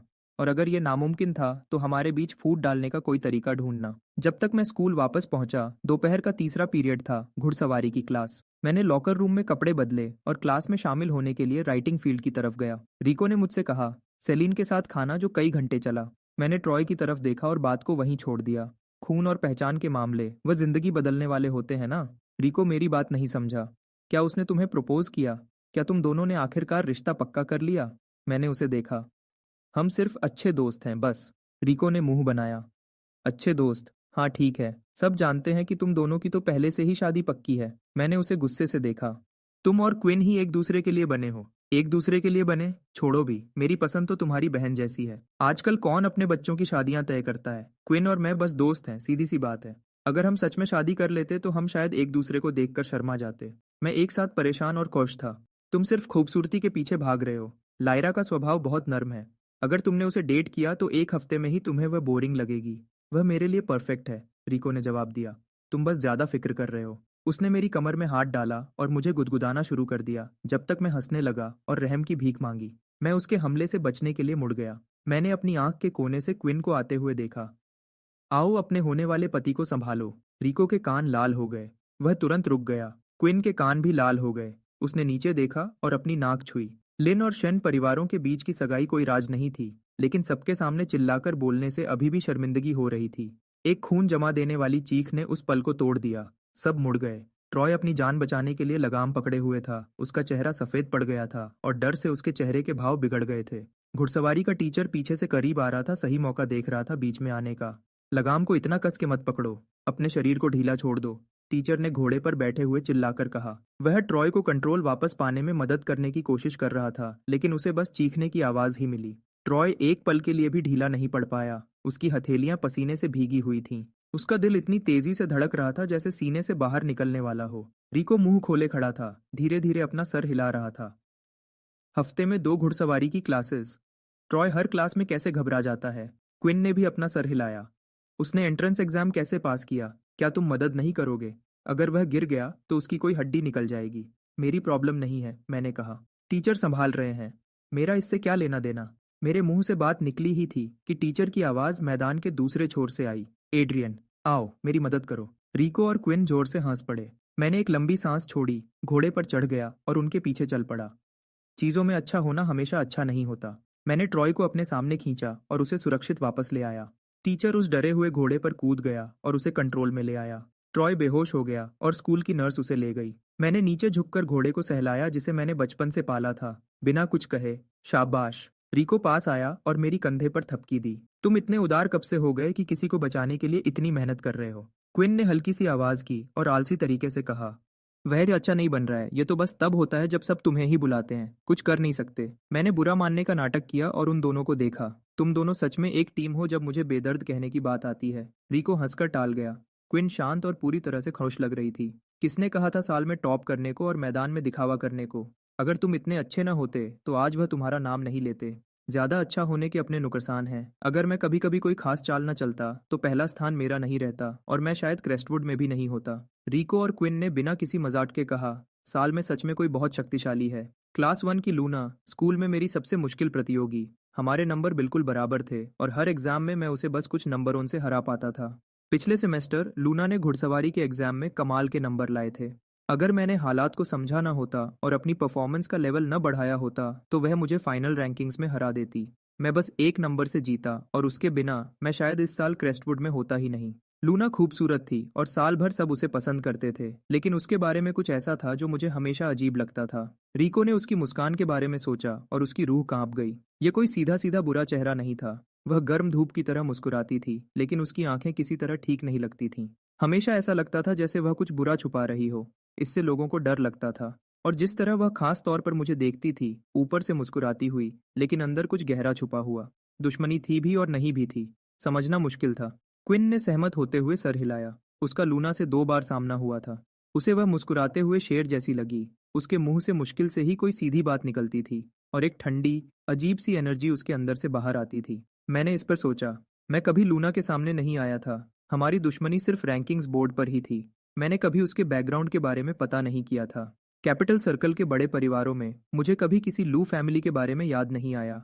क्विन के पास कुछ जानकारी थी। मैंने सुना है कि वह कैपिटल से नहीं है। वह अपनी मौसी के साथ रहती है। उसकी मौसी ईस्टपोर्ट सर्कल से है। कोई नहीं जानता कि वह असल में कौन है और लोग पूछते भी नहीं। लूना खुद पैसे वाली है। ये तो साफ बात है। रिको हैरान था। तो वह ईस्टपोर्ट से है, इतनी दूर कैपिटल तक सिर्फ यहाँ पढ़ने आई है। क्विन ने कंधे उचकाए। क्या यह इतना अजीब है? यह एक टॉप प्राइवेट स्कूल है। हमारे पास कैपिटल के बाहर से भी स्टूडेंट्स हैं। कोई शायद खास तौर पर क्रेस्टवुड के सिलेबस के लिए यहाँ आया होगा। लूना अजीब थी, ठीक है, लेकिन जब असल बात आई तो उसका मुझसे कोई लेना देना नहीं था। मैं उससे कभी ठीक से मिला भी नहीं था। ऐसा हो ही नहीं सकता कि उसकी मुझसे खास दुश्मनी हो। मैंने बात को छोड़ दिया। ज्यादा मत सोचो, मैंने कहा। मैं घोड़े पर चढ़ गया और मैदान के चारों तरफ एक आराम से प्रैक्टिस लैप लगाया। फिर मैं अगले क्लास के लिए कपड़े बदलने गया। मैं लॉकर रूम से बाहर आया और सीधा उस लड़की से टकरा गया जिसके बारे में मेरे दोस्तों ने बताया था। लूना, वह अजीब सी लड़की। लूना के होठों पर मुस्कुराहट थी। उसकी आंखों में चमक थी, लेकिन वह मुस्कुराहट अंदर तक नहीं पहुंची। न कोई गर्मी थी और न ही कोई दुश्मनी, ऐसा लग रहा था। मैंने कहा, तुम यहाँ कपड़े बदलने आई हो या मेरा इंतजार कर रही थी? लूना खुलकर मुस्कुराई। हाल ही में पूरे साल में बहुत बातें हो रही हैं। तुम जैसी समझदार लड़की को दोस्ती के लिए अपना लंबा फायदा नहीं छोड़ना चाहिए। मेरी आंखें थोड़ी सी पतली हुईं, इतनी कम कि मुश्किल से दिखीं, फिर उतनी ही जल्दी नॉर्मल हो गईं। अगर तुम्हें पहले से पता है कि यह सिर्फ बातें हैं तो मुझे ये सब बताने क्यों आई हो? तुमने हार्विक फैमिली क्यों छोड़ी? असली वजह क्या है? उसने पूछा। लेकिन उसकी आंखों में मुझे कुछ खतरनाक दिखा। मैंने उसकी आंखों में सीधा देखा। अगर मैं तुम्हें बताऊं कि मैं अपने असली परिवार को ढूंढने के लिए निकली थी, तो क्या तुम विश्वास करोगी? मैंने अपनी एक आईब्राव थोड़ी सी ऊपर उठाई। और अगर तुम विश्वास नहीं करती, तो पूछती क्यों हो? मेरी बात खत्म हो गई थी। मैं आगे बढ़ा और उसके पास से निकल गया। लूना का चेहरा शांत हो गया। मुस्कुराहट गायब हो गई। उसकी आंखों में जो बचा था वह ठंडा और तेज था, बिल्कुल खुला हुआ। मैं वापस क्लासरूम में गया, बैठ गया और अपनी पानी की बोतल से एक घूंट पिया। मैंने वह बात अपने दिमाग में दोबारा सोची। रिको और क्विन सही थे। लूना की बातें बिल्कुल साफ थीं, उनमें कोई कमी नहीं थी जिसे पकड़ा जा सके। वह पूरी बात में मुस्कुराती रही, लेकिन उसकी आंखें अंदर से तेज और ठंडी थीं। दुश्मनी जो आती और जाती थी, रहस्यमयी और खतरनाक, जिसे समझना मुश्किल था। इस स्कूल के दूसरे वारिस अंधे नहीं थे। अगर लूना की अजीब हरकतें इतनी साफ दिखतीं, तो उसके इतने चाहने वाले नहीं हो सकते थे। एक ही वजह थी कि वह इसे अच्छे से छुपाती थी, लेकिन मुझसे पूरी तरह नहीं छिपा पाई। और ऐसा लगता था कि यह मेरे आसपास के लोगों पर भी असर करता था। वह मुझे निशाना बना रही थी। मुझे समझ नहीं आया। आज पहली बार था जब हमने सच में बात की थी। हम पहले कभी नहीं मिले थे। मैं कैपिटल सर्कल से था। स्कूल के बाहर हमारी दुनिया अलग थी। क्या 2 साल तक रैंकिंग्स में मुझसे हारना इतनी नफरत पैदा करने के लिए काफी था? वह खास तौर पर इस बात में दिलचस्पी ले रही थी कि मैंने हार्विक फैमिली क्यों छोड़ी थी। ईस्टपोर्ट सर्कल का कोई कैपिटल सर्कल की खबरों पर नजर रख रहा था। यह अपने आप में ही अजीब था। क्या उसकी हार्विक फैमिली से कोई पुरानी दुश्मनी थी? लेकिन अगर ऐसा था तो मेरे पास क्यों आई? मैंने इस बारे में सोचना बंद कर दिया। जो मुझे जानना था वह समय के साथ पता चल जाएगा। रिको मेरी डेस्क पर बैठ गया। आज रात मेरी वाइनरी पर ड्रिंक के लिए आओगे? मैंने उसके हाथ पर थपकी दी और अपनी डेस्क पर किताबें ठीक करने लगा। मैं गुस्से में देखा। क्या तुम कम से कम ठीक से दिखने की कोशिश कर सकते हो? मैंने उसे घूरा। उसने अपनी कॉलर ठीक की, बिना किसी परवाह के। वाइनरी इतने समय से खुली है और तुम कभी नहीं आए। क्विन ने अपनी आंखें घुमाई। तुम सच में खुद पर विश्वास करते हो, है ना? क्या तुम्हें नहीं पता कि वह वाइनरी पक्का फेल हो जाएगी? रिको ने हंसी उड़ाई और उसकी बांह पर थप्पड़ मारा। अपने काम से काम रखो। पिछली बार तुम्हें मेरे लिए नई वाइन की बोतल लानी थी और तुमने सब खराब कर दिया। मैं अभी भी उसके लिए तुम्हारा कर्जदार हूँ। क्विन उसके सामने वाली डेस्क पर झुककर बोली। पूरी शिपमेंट बिना किसी वजह के इंस्पेक्शन में फंस गई। डील टूट गई। ऐसा नहीं था कि मैंने जानबूझकर किया। अगली बार जब मुझे अच्छी बोतल मिलेगी तो मैं तुम्हारा हिसाब चुका दूंगी। मैं उन दोनों को लड़ते हुए सुनता रहा। रिको अभी भी गुस्से में उसकी जैकेट सबके सामने उतारने की धमकी देने लगा। क्विन को यह बहुत शर्मनाक लगा। वह पूरी तरह से झगड़ने लगे। क्लासरूम हंसी से भर गया। मैंने अपना सिर झुकाया और अपना मुंह ढक लिया ताकि मेरी हंसी न दिखे। वह दोनों बचपन से ही एक दूसरे से लड़ते रहते थे। हैरानी नहीं कि रिको उसे लड़कों की तरह ट्रीट करता था। रिको ने मुझे सच में हंसते हुए देखा और मेरी बाह में उंगली मारी। बस वहां बैठकर तमाशा मत देखो। तुमने अभी तक जवाब नहीं दिया। मैं तुम्हारे लिए एक 1982 विंटेज ग्रेप जूस निकाल कर रखूंगा। एक 1982 विंटेज ग्रेप जूस तो बस अलग नाम की वाइन है। क्या तुम सच में मुझे शराब के पास आने देना चाहते हो? क्या तुम्हें डर नहीं कि सेलीन तुम्हारे साथ क्या करेगी? सब जानते हैं कि मैं वह इंसान हूँ जिसे वह सबसे ज्यादा चाहती है। कोई भी चीज जो मुझे थोड़ा सा भी नुकसान पहुंचा सकती है, वह उसे बिना सोचे समझे खत्म कर देगी। अगर रिको ने मुझे शराब देने की हिम्मत की तो वह अगला होगा जिससे वह निपटती। मैंने कहा, तुम दोनों लड़ना बंद करो, मैं आज रात नहीं आ रहा। नाडिया ने मुझे डिनर पर बुलाया है। रिको तुरंत डेस्क से कूद गया, जैसे उसने अभी सुना हो कि आसमान गिर रहा है। उसकी आवाज कई गुना तेज हो गई। अब हर्विक की सबसे बड़ी बेटी क्यों बीच में आ रही है? वह तुम्हें कहीं घसीट कर ले जाने का प्लान तो नहीं बना रही है ना? क्विन ने मेरे कंधे पर मजबूत हाथ रखा। उसका चेहरा ऐसा था जैसे कोई सिपाही को जंग पर भेज रहा हो। मेरे पास घर पर एक नरम आर्मर वेस्ट है। मैं किसी को बोलकर आज रात तुम्हारे लिए भिजवा दूंगी। रिको और क्विन की चिंता गलत नहीं थी। वह हार्विक की दोनों बेटियों के साथ मेरी मुश्किल हिस्ट्री जानते थे और मुझे 10 साल से ज्यादा जानने के बाद उन्हें उन दोनों की पूरी तस्वीर पता थी। जेड के पास एक बड़ा कुत्ता हुआ करता था। 17 साल की उम्र में नाडिया की कंट्रोल करने की कोशिशों पर गुस्से में उसने 19 साल की नाडिया पर कुत्ता छोड़ दिया था। नाडिया ने बिना कुछ कहे उस कुत्ते को मरवा दिया। पूरा होरक घर गड़बड़ में पड़ गया। विक्टर और क्लेयर ने उन दोनों से पूछताछ की। जेड ने ऑर्डर देने से मना कर दिया। नाडिया ने सीधा मुझ पर इल्जाम लगा दिया। मेरे माँ बाप अच्छे से जानते थे कि यह मैं नहीं हो सकता। फिर भी उन्होंने मुझे 1 महीने के लिए कमरे में बंद कर दिया। जेड ने नाडिया से बदला लेने के लिए उस कंपनी में घुसपैठ की जहां नाडिया उस समय काम कर रही थी और मैं पावर काट दी।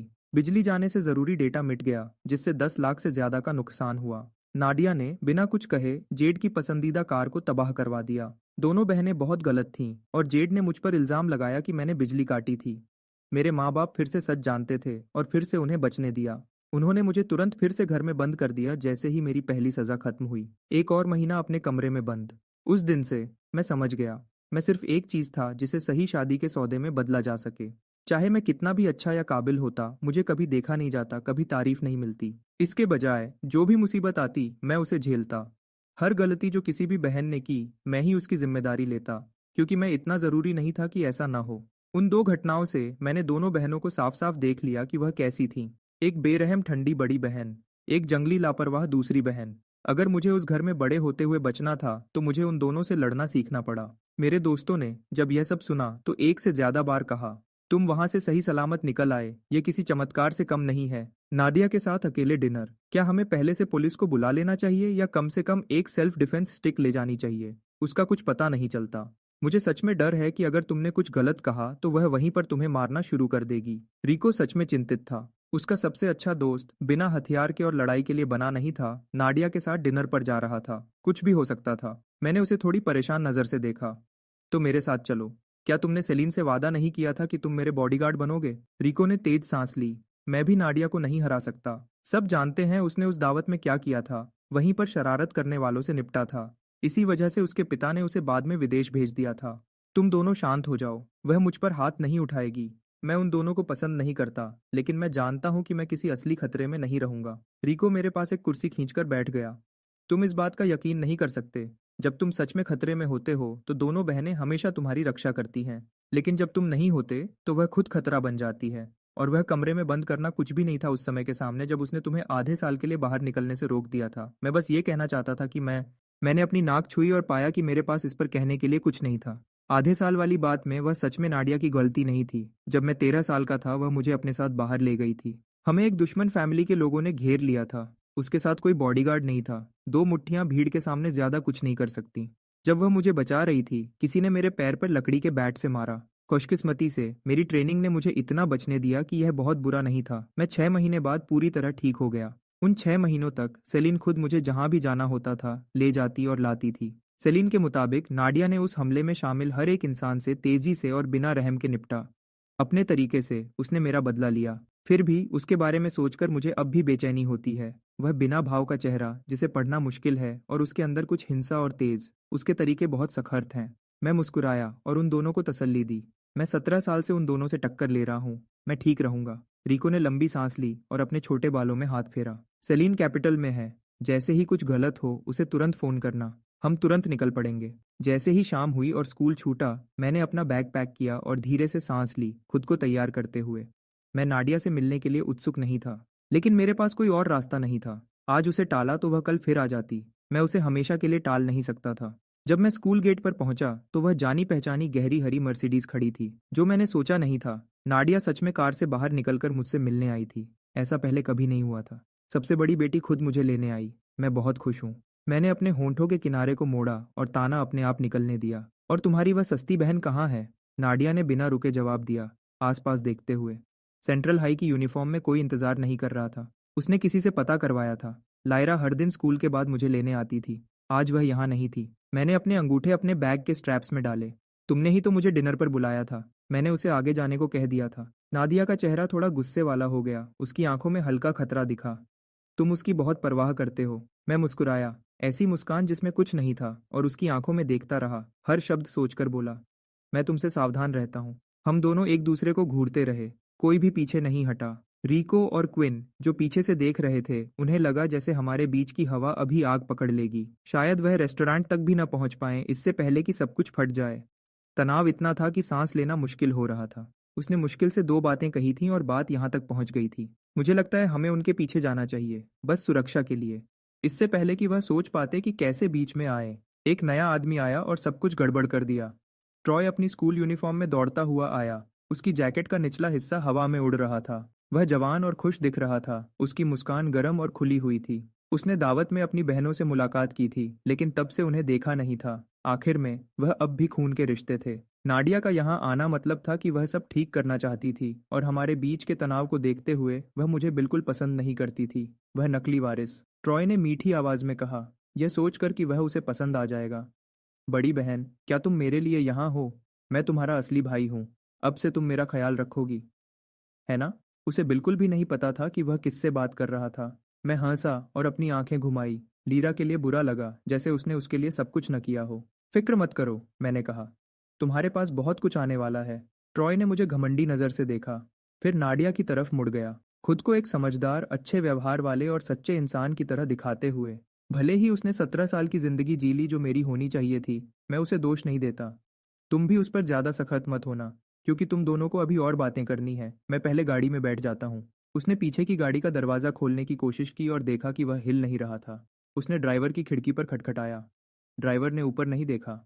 ट्रॉय मुड़ा, दुखी दिखते हुए। ड्राइवर मेरे लिए दरवाज़ा नहीं खोल रहा। मैं अपनी हंसी रोक नहीं पाया। तुम्हारा असली भाई इंतज़ार कर रहा है। मैं तुम्हें तुम्हारे हाल पर छोड़ता हूँ। मैं जाने के लिए बढ़ा। ट्रॉय वहीं जम गया। उसने मेरी तरफ देखा, नाडिया की तरफ से ज़्यादा। उसे यकीन नहीं हुआ कि वह सच में मेरे लिए आई थी। स्कूल अभी छूटा था। गेट पर पहले ही भीड़ थी और अब और भी लोग देख रहे थे। इतनी सारी आंखों के सामने ट्रॉय बेवकूफ़ नहीं दिख सकता था। उसने ज़बरदस्ती मुस्कुराया और बात को आगे बढ़ाया। ओह, मैं समझा। बड़ी बहन ने एड्रियन को भी डिनर पर बुलाया है, तो चलो हम सब साथ चलते हैं। मम्मी और पापा बहुत खुश होंगे यह सुनकर कि हम सब मिलजुल कर रह रहे हैं। वह माँ बाप का सहारा ले रहा था, यह जताते हुए कि अगर नाडिया ने उसकी बात नहीं मानी तो परिवार की बदनामी होगी और उन्हें इसके बारे में पता चलेगा। नाडिया को अपने माँ बाप से कोई लगाव नहीं था। उस धमकी का उस पर कोई असर नहीं हुआ। उसने ट्रॉय की बात को बिल्कुल नजरअंदाज कर दिया। उसने इस पूरे समय में एक बार भी उसकी तरफ नहीं देखा था। मैं वहीं खड़ा रहा, नाडिया की आंखों में देखता रहा बिना पीछे हटे। नाडिया ने अपनी आंखें थोड़ी सी छोटी की। कुछ साल अलग रहने के बाद तुम सच में बदल गए हो। तुम मेरी तारीफ कर रहे हो और इस गाड़ी में मैं बैठने की हिम्मत नहीं करूंगा। मैं अंदर नहीं जा रहा। हम यहाँ तब तक खड़े रह सकते हैं जब तक तुम चाहो। क्या तुम्हें चाहिए कि मैं तुम्हें जबरदस्ती अंदर बैठाऊं? नाडिया का सब्र खत्म हो गया था। मैं अपनी जगह पर अडिग रहा। देखते हैं वह सच में क्या करती है। हौरिक परिवार में सिर्फ मैं ही उनसे लड़ाई नहीं कर रहा था। दोनों बहनें बचपन से ही एक दूसरे की दुश्मन थीं। हमेशा एक दूसरे को नुकसान पहुंचाना, हमेशा एक दूसरे पर इल्जाम लगाना। आखिर में मैंने सीख लिया कि जेड का इस्तेमाल नाडिया को कंट्रोल में रखने के लिए कैसे करना है, और नाडिया का इस्तेमाल जेड को सीधा रखने के लिए। हर एक दूसरे को रोके रखता था। नोटी थोड़ी थकी हुई, एक हल्की सी हार मानने वाली सांस छोड़कर बोली, अंदर बैठो। एक और जीत मेरी। मैं मुस्कुराया और अंदर बैठ गया। मैं पीछे के दरवाजे की तरफ गया। ड्राइवर ने माहौल को समझते हुए तुरंत दरवाज़ा खोल दिया। मैंने उसे खोला और अंदर बैठ गया। आखिर में, उसने कहा। फिर उसने ट्रॉय की तरफ एक ठंडी गुस्से वाली नज़र डाली। हर आवारा जो इधर उधर घूमता है सोचता है कि वह यहाँ तक पहुँच सकता है। जो चीज़ें यहाँ की नहीं हैं वह सिर्फ मेरी गाड़ी को गंदा करेंगी। वह किसी और के बारे में बात नहीं कर रही थी। वह सीधे ट्रॉय की तरफ देख रही थी और उसे अपने से नीचा समझ रही थी। नाडिया दूसरी तरफ गई और अंदर बैठ गई। मैंने खिड़की नीचे की, धीरे से हंसा। अपनी घुड़सवारी की कला पर काम करो। अगर आज जैसा कुछ फिर हुआ तो मैं तुम्हारे लिए नहीं आऊंगा। एक एहसान फरामोश इंसान कुत्ते से भी बुरा होता है, तुम्हें नहीं लगता? खिड़की ऊपर चली गई। गाड़ी चल पड़ी। ट्रॉय बहुत गुस्से में था, गुस्से से उछल रहा था। उसने नाडिया से बिल्कुल भी इज्जत न मिलने की उम्मीद नहीं की थी। एड्रियन को ले जाना और उसे यहाँ खड़ा छोड़ देना। वह असली हार्विक का बेटा था। एड्रियन, जिसके पास अब हार्विक का नाम भी नहीं था, फिर भी उसे इतनी इज्जत क्यों मिलती थी? फिर भी नाडिया उसकी हिफाजत क्यों करती थी? एड्रियन हमेशा हर जगह एक ऐसे भूत की तरह क्यों घूमता रहता था जो जाता ही नहीं था? आसपास सबने साफ देखा था। ट्रॉय असली वारिस था और उसकी बहनें उसे बिल्कुल भी पसंद नहीं करती थीं। नाडिया की नज़रों में ट्रॉय मेरी 1,000वें हिस्से के बराबर भी नहीं था। विक्टर और क्लेयर का जो भी रुख हो, हार्विक की जायदाद आखिर में नाडिया को ही मिलेगी, उसकी मर्जी के बिना। वारिस का खिताब खोखला था। हेलेन, जिसने सब कुछ देखा था, लायरा की तरफ मुड़ी, जो अभी स्कूल के बाद ठेले पर मदद करने आई थी। छोटा चैन, वह हार्विक वालों के साथ चला गया। सब ठीक है। मैं जानती हूँ तुम किस बात की चिंता कर रही हो। लायरा ने थोड़ी सी तेवरी चढ़ाकर कहा। माँ, उस पर भरोसा करो। उसने हमसे वादा किया है कि वह हार्विक परिवार में वापस नहीं जाएगा।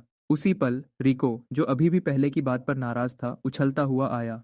अरे, यह तो लायरा की माँ है। उसकी आंखें लायरा पर टिक गईं और हिली नहीं। इतनी खूबसूरत लड़की सच में कैसे हो सकती है? जैसे किसी तस्वीर से निकली हो, बिल्कुल अलग दुनिया की। क्विन ने अपने होंठ दबाए। उसकी आंखों में चुपचाप शिकायत थी। वह एक तरफ हटी, उसकी नज़र रोक दी। हाय, हम एड्रियन के दोस्त हैं। उसने बताया था कि आप यहाँ एक छोटा सा ठेला चलाती हैं। हमने सोचा कि हम आकर देखें। हेलेन खुश हो गई। हेलो हेलो, एड्रियन का कोई भी दोस्त। मैं आपको एक डिलक्स राइस बॉल मुफ्त में बनाती हूँ। उसने एक भरा हुआ राइस बॉल बनाया, उसे 2 हिस्सों में काटा और एक एक टुकड़ा उन दोनों को दिया। बताओ तुम्हें कैसा लगा? क्विन ने उसे अदब से दोनों हाथों से लिया। रिको ने बड़े मज़े से खाया। क्या आपने सारी फिलिंग खुद बनाई है? उसने मुंह भरकर कहा। यह कमाल है। अगर आप मुझे इजाज़त दें तो मैं कभी आपके घर आकर अच्छा खाना खाना चाहूँगा। उसने इतने मज़े से खाया कि उसे देखकर ही भूख लगने लगी। हेलेन इतना हंसी कि उसकी आंखें मुश्किल से खुली थीं। जब भी आना चाहो, बस पहले बता देना। मैं कुछ और पकवान बना दूंगी। तुम्हारा हमेशा स्वागत है। मेरे बेटे के स्कूल में इतने अच्छे दोस्त हैं और वह भी इतने नेक। यह उसके व्यक्तित्व के बारे में बहुत कुछ बताता है। यह देखकर एक माँ खुश और चैन की सांस कैसे नहीं ले सकती। उन दोनों के वजह से उनके कुछ और क्लासमेट्स भी ये देखने के लिए पास आ गए कि क्या हो रहा था। जब उन्हें पता चला कि वह औरत मेरी असली माँ थी तो सबने मिलकर कुछ न कुछ खरीदा। एक बिजी ठेला और ग्राहकों को खींचता है। कुछ ही मिनट में भीड़ बढ़ गई और हेलेन काम में डूब गई। लायरा मदद करने के लिए कूद पड़ी। रिको पूरे समय पास खड़ा रहा, उसे बिल्कुल साफ, बिना किसी मिलावट के तारीफ भरी नजरों से देखता रहा। क्विन ने अपनी आंखें घुमाई। ठीक है, वह एड्रियन और रिको की प्रायोरिटीज के बाद आई।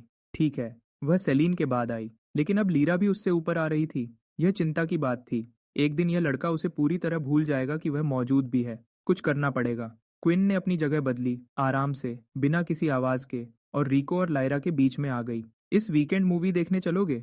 रिको ने पूछा। उसकी आंखें अब भी लायरा का पीछा कर रही थीं। लीरा ने उसकी आंखों में वह चमक देखी और उसका चेहरा गर्म हो गया।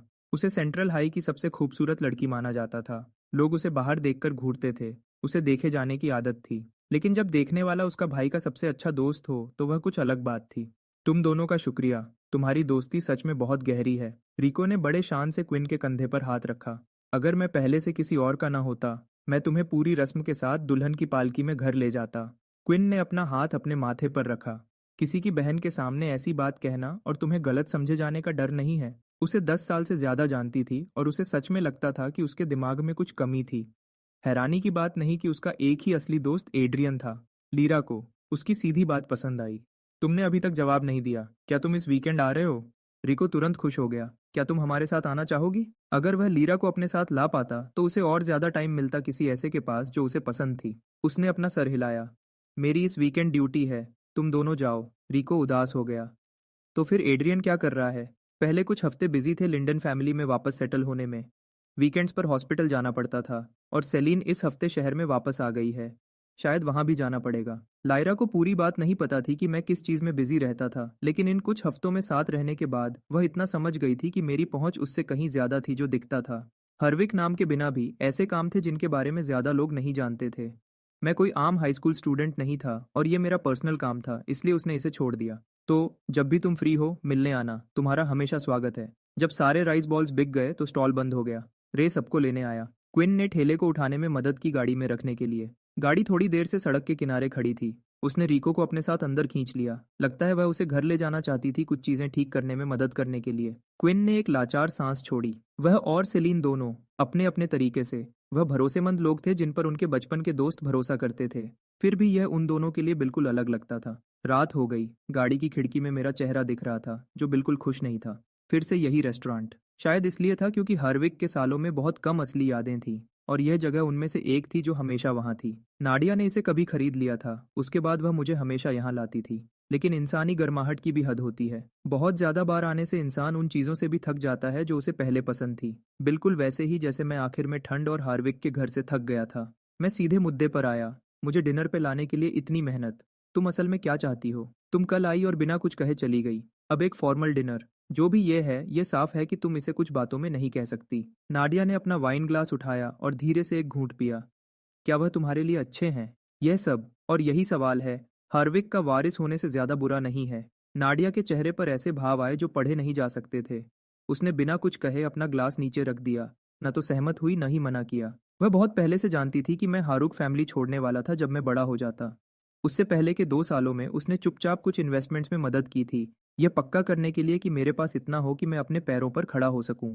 उसने यह नहीं सोचा था कि मैं लिंडन फैमिली के पास वापस जाऊंगा और ऐसे लोगों के साथ रहने का चुनूंगा जिन्हें वह बेकार समझती थी। जो कुछ मेरे पास अभी था उस पर थोड़ा ध्यान देना ही काफी होता मेरी पूरी जिंदगी आराम से जीने के लिए। इसके बजाय मैं उन चीजों में उलझ रहा था जो मेरी चिंता नहीं थी। लिंडन फैमिली पर टाइम और पैसे खर्च कर रहा था। मैंने खिड़की के बाहर रात को देखा और कुछ ऐसा महसूस किया जो मैंने बहुत टाइम से नहीं किया था। एक शांति जिसके पीछे कुछ नहीं था। ये काफी था। नाडिया ने सीधी बात कही। मैंने कंट्री ए में एक बड़ी जगह खरीदी है। अगर तुम हार्विक फैमिली के पास वापस नहीं जाओगे तो मेरे साथ चलो। मैंने अपना चाकू और कांटा नीचे रखा और उसे ठंडी नजरों से देखा। तुम्हें लगता है कि मैं सिर्फ घर से नफरत करता हूँ? नाडिया अपना स्टेक काट रही थी। उसके चेहरे के पीछे कुछ पर्सनल बात चल रही थी। मेरे जाने के बाद हार्विक एस्टेट सिर्फ एक ठंडा मशीन जैसा काम बन गया था। न तो वह और न ही जेड वापस जाना चाहते थे।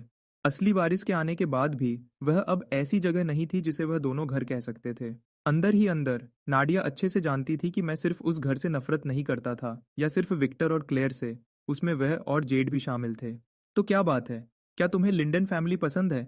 वह छोटा सा अपार्टमेंट, उसमें रहने वाले लोग। क्या तुम्हें लेरा को बहन बनाना पसंद है? उसने एक के बाद एक सवाल किए। उसकी आवाज शांत थी, लेकिन मैंने उसके पीछे गुस्सा सुना और मैं तुरंत अलर्ट हो गया। अगर तुमने लिंडन फैमिली में किसी को भी हाथ लगाया तो यह हमारी आखिरी मुलाकात होगी। ऐसा नहीं था कि मैं लिंडन फैमिली की बहुत ज्यादा परवाह करता था। बात यह थी कि हाल ही में यह मुझे एक गेम जैसा लगने लगा था। ये देखना कि कुछ नहीं से कुछ बनाने में कितना टाइम लगेगा। मुझे आखिर में कुछ ऐसा मिल गया था जिसमें मेरी दिलचस्पी थी और मैं अपने कॉन्टेक्ट्स का यूज करके उन्हें आगे बढ़ाऊंगा। अगर नाडिया अब बिगड़ जाती तो जो कुछ मैंने शुरू किया था वह सब बर्बाद हो जाता। नाडिया ने एक ठंडी मजाक उड़ाते हुए हंसी हंसी। वह हमेशा जानती थी कि मुझे कैसे हैंडल करना है। उसने मुझे घूरा, जैसे एक शिकारी उस चीज को देखता है जिसे उसने पहले ही अपना मान लिया हो। मुझे शौक नहीं है चीजों को तोड़ने का, लेकिन बेको हान फैमिली प्रोजेक्ट भूल जाओ। मैंने अपनी आंखें थोड़ी सी छोटी की, हमेशा की तरह। हर बार वही लगाम खींच रही थी। वह जानती थी कि मैं अपने काम की परवाह करता हूँ, इसलिए उसने बिजनेस के जोर का यूज किया मुझे सीधा करने के लिए। ऐसा नहीं था कि मैं कोई और रास्ता नहीं ढूंढ सकता था।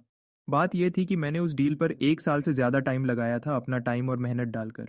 अब पीछे हटने का मतलब था एक बड़ी इन्वेस्टमेंट को खत्म करना, लेकिन एक चीज जो मुझ में कभी कम नहीं थी वह थी फिर से शुरू करने की हिम्मत। अगर नाडिया को लगा कि यह चाल मुझ पर काम करेगी तो ऐसा नहीं होगा। तुम असल में क्या चाहती हो? मुझे अपने साथ ले जाओ। फिर क्या, मुझे कंट्री ए में बंद कर दोगी? लोग मुझ पर हर दिन नजर रखेंगे। तुम इतनी हद तक गई हो, ऐसा बहुत टाइम बाद हुआ है। नाडिया ने अपने होंठ थोड़े से मोड़ दिए। लिंडन फैमिली तुम्हें कुछ नहीं दे सकती। इसके बजाय मेरे साथ चलो। हमारा खून एक नहीं है।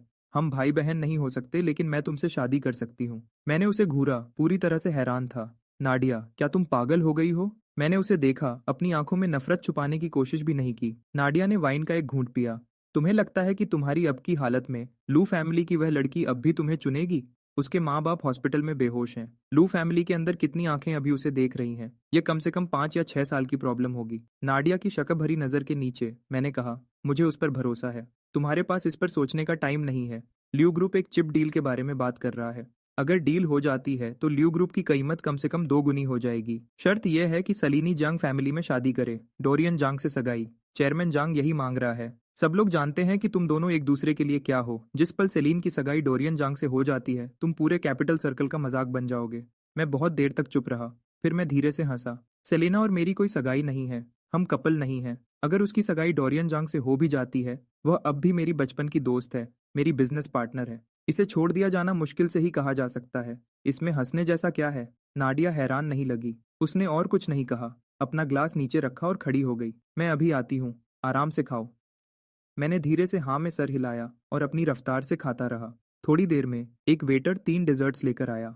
अदब से झुकते हुए, सर, डायरेक्टर हार्विक ने यह नए केक रेसिपीज बनवाए हैं, कृपया बताइए आपको कैसे लगे। मैंने छोटा कांटा